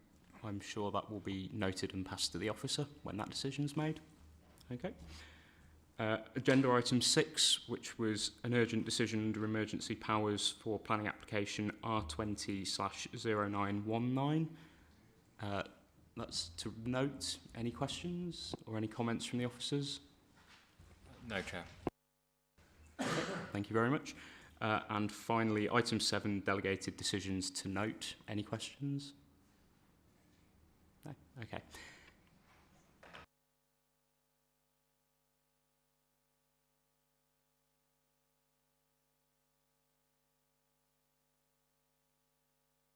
Okay, so that concludes the business of the meeting. If I could just ask everyone to remain in the chamber until everything's sorted, and then we'll leave. But if you could stop the live stream, please. Thank you.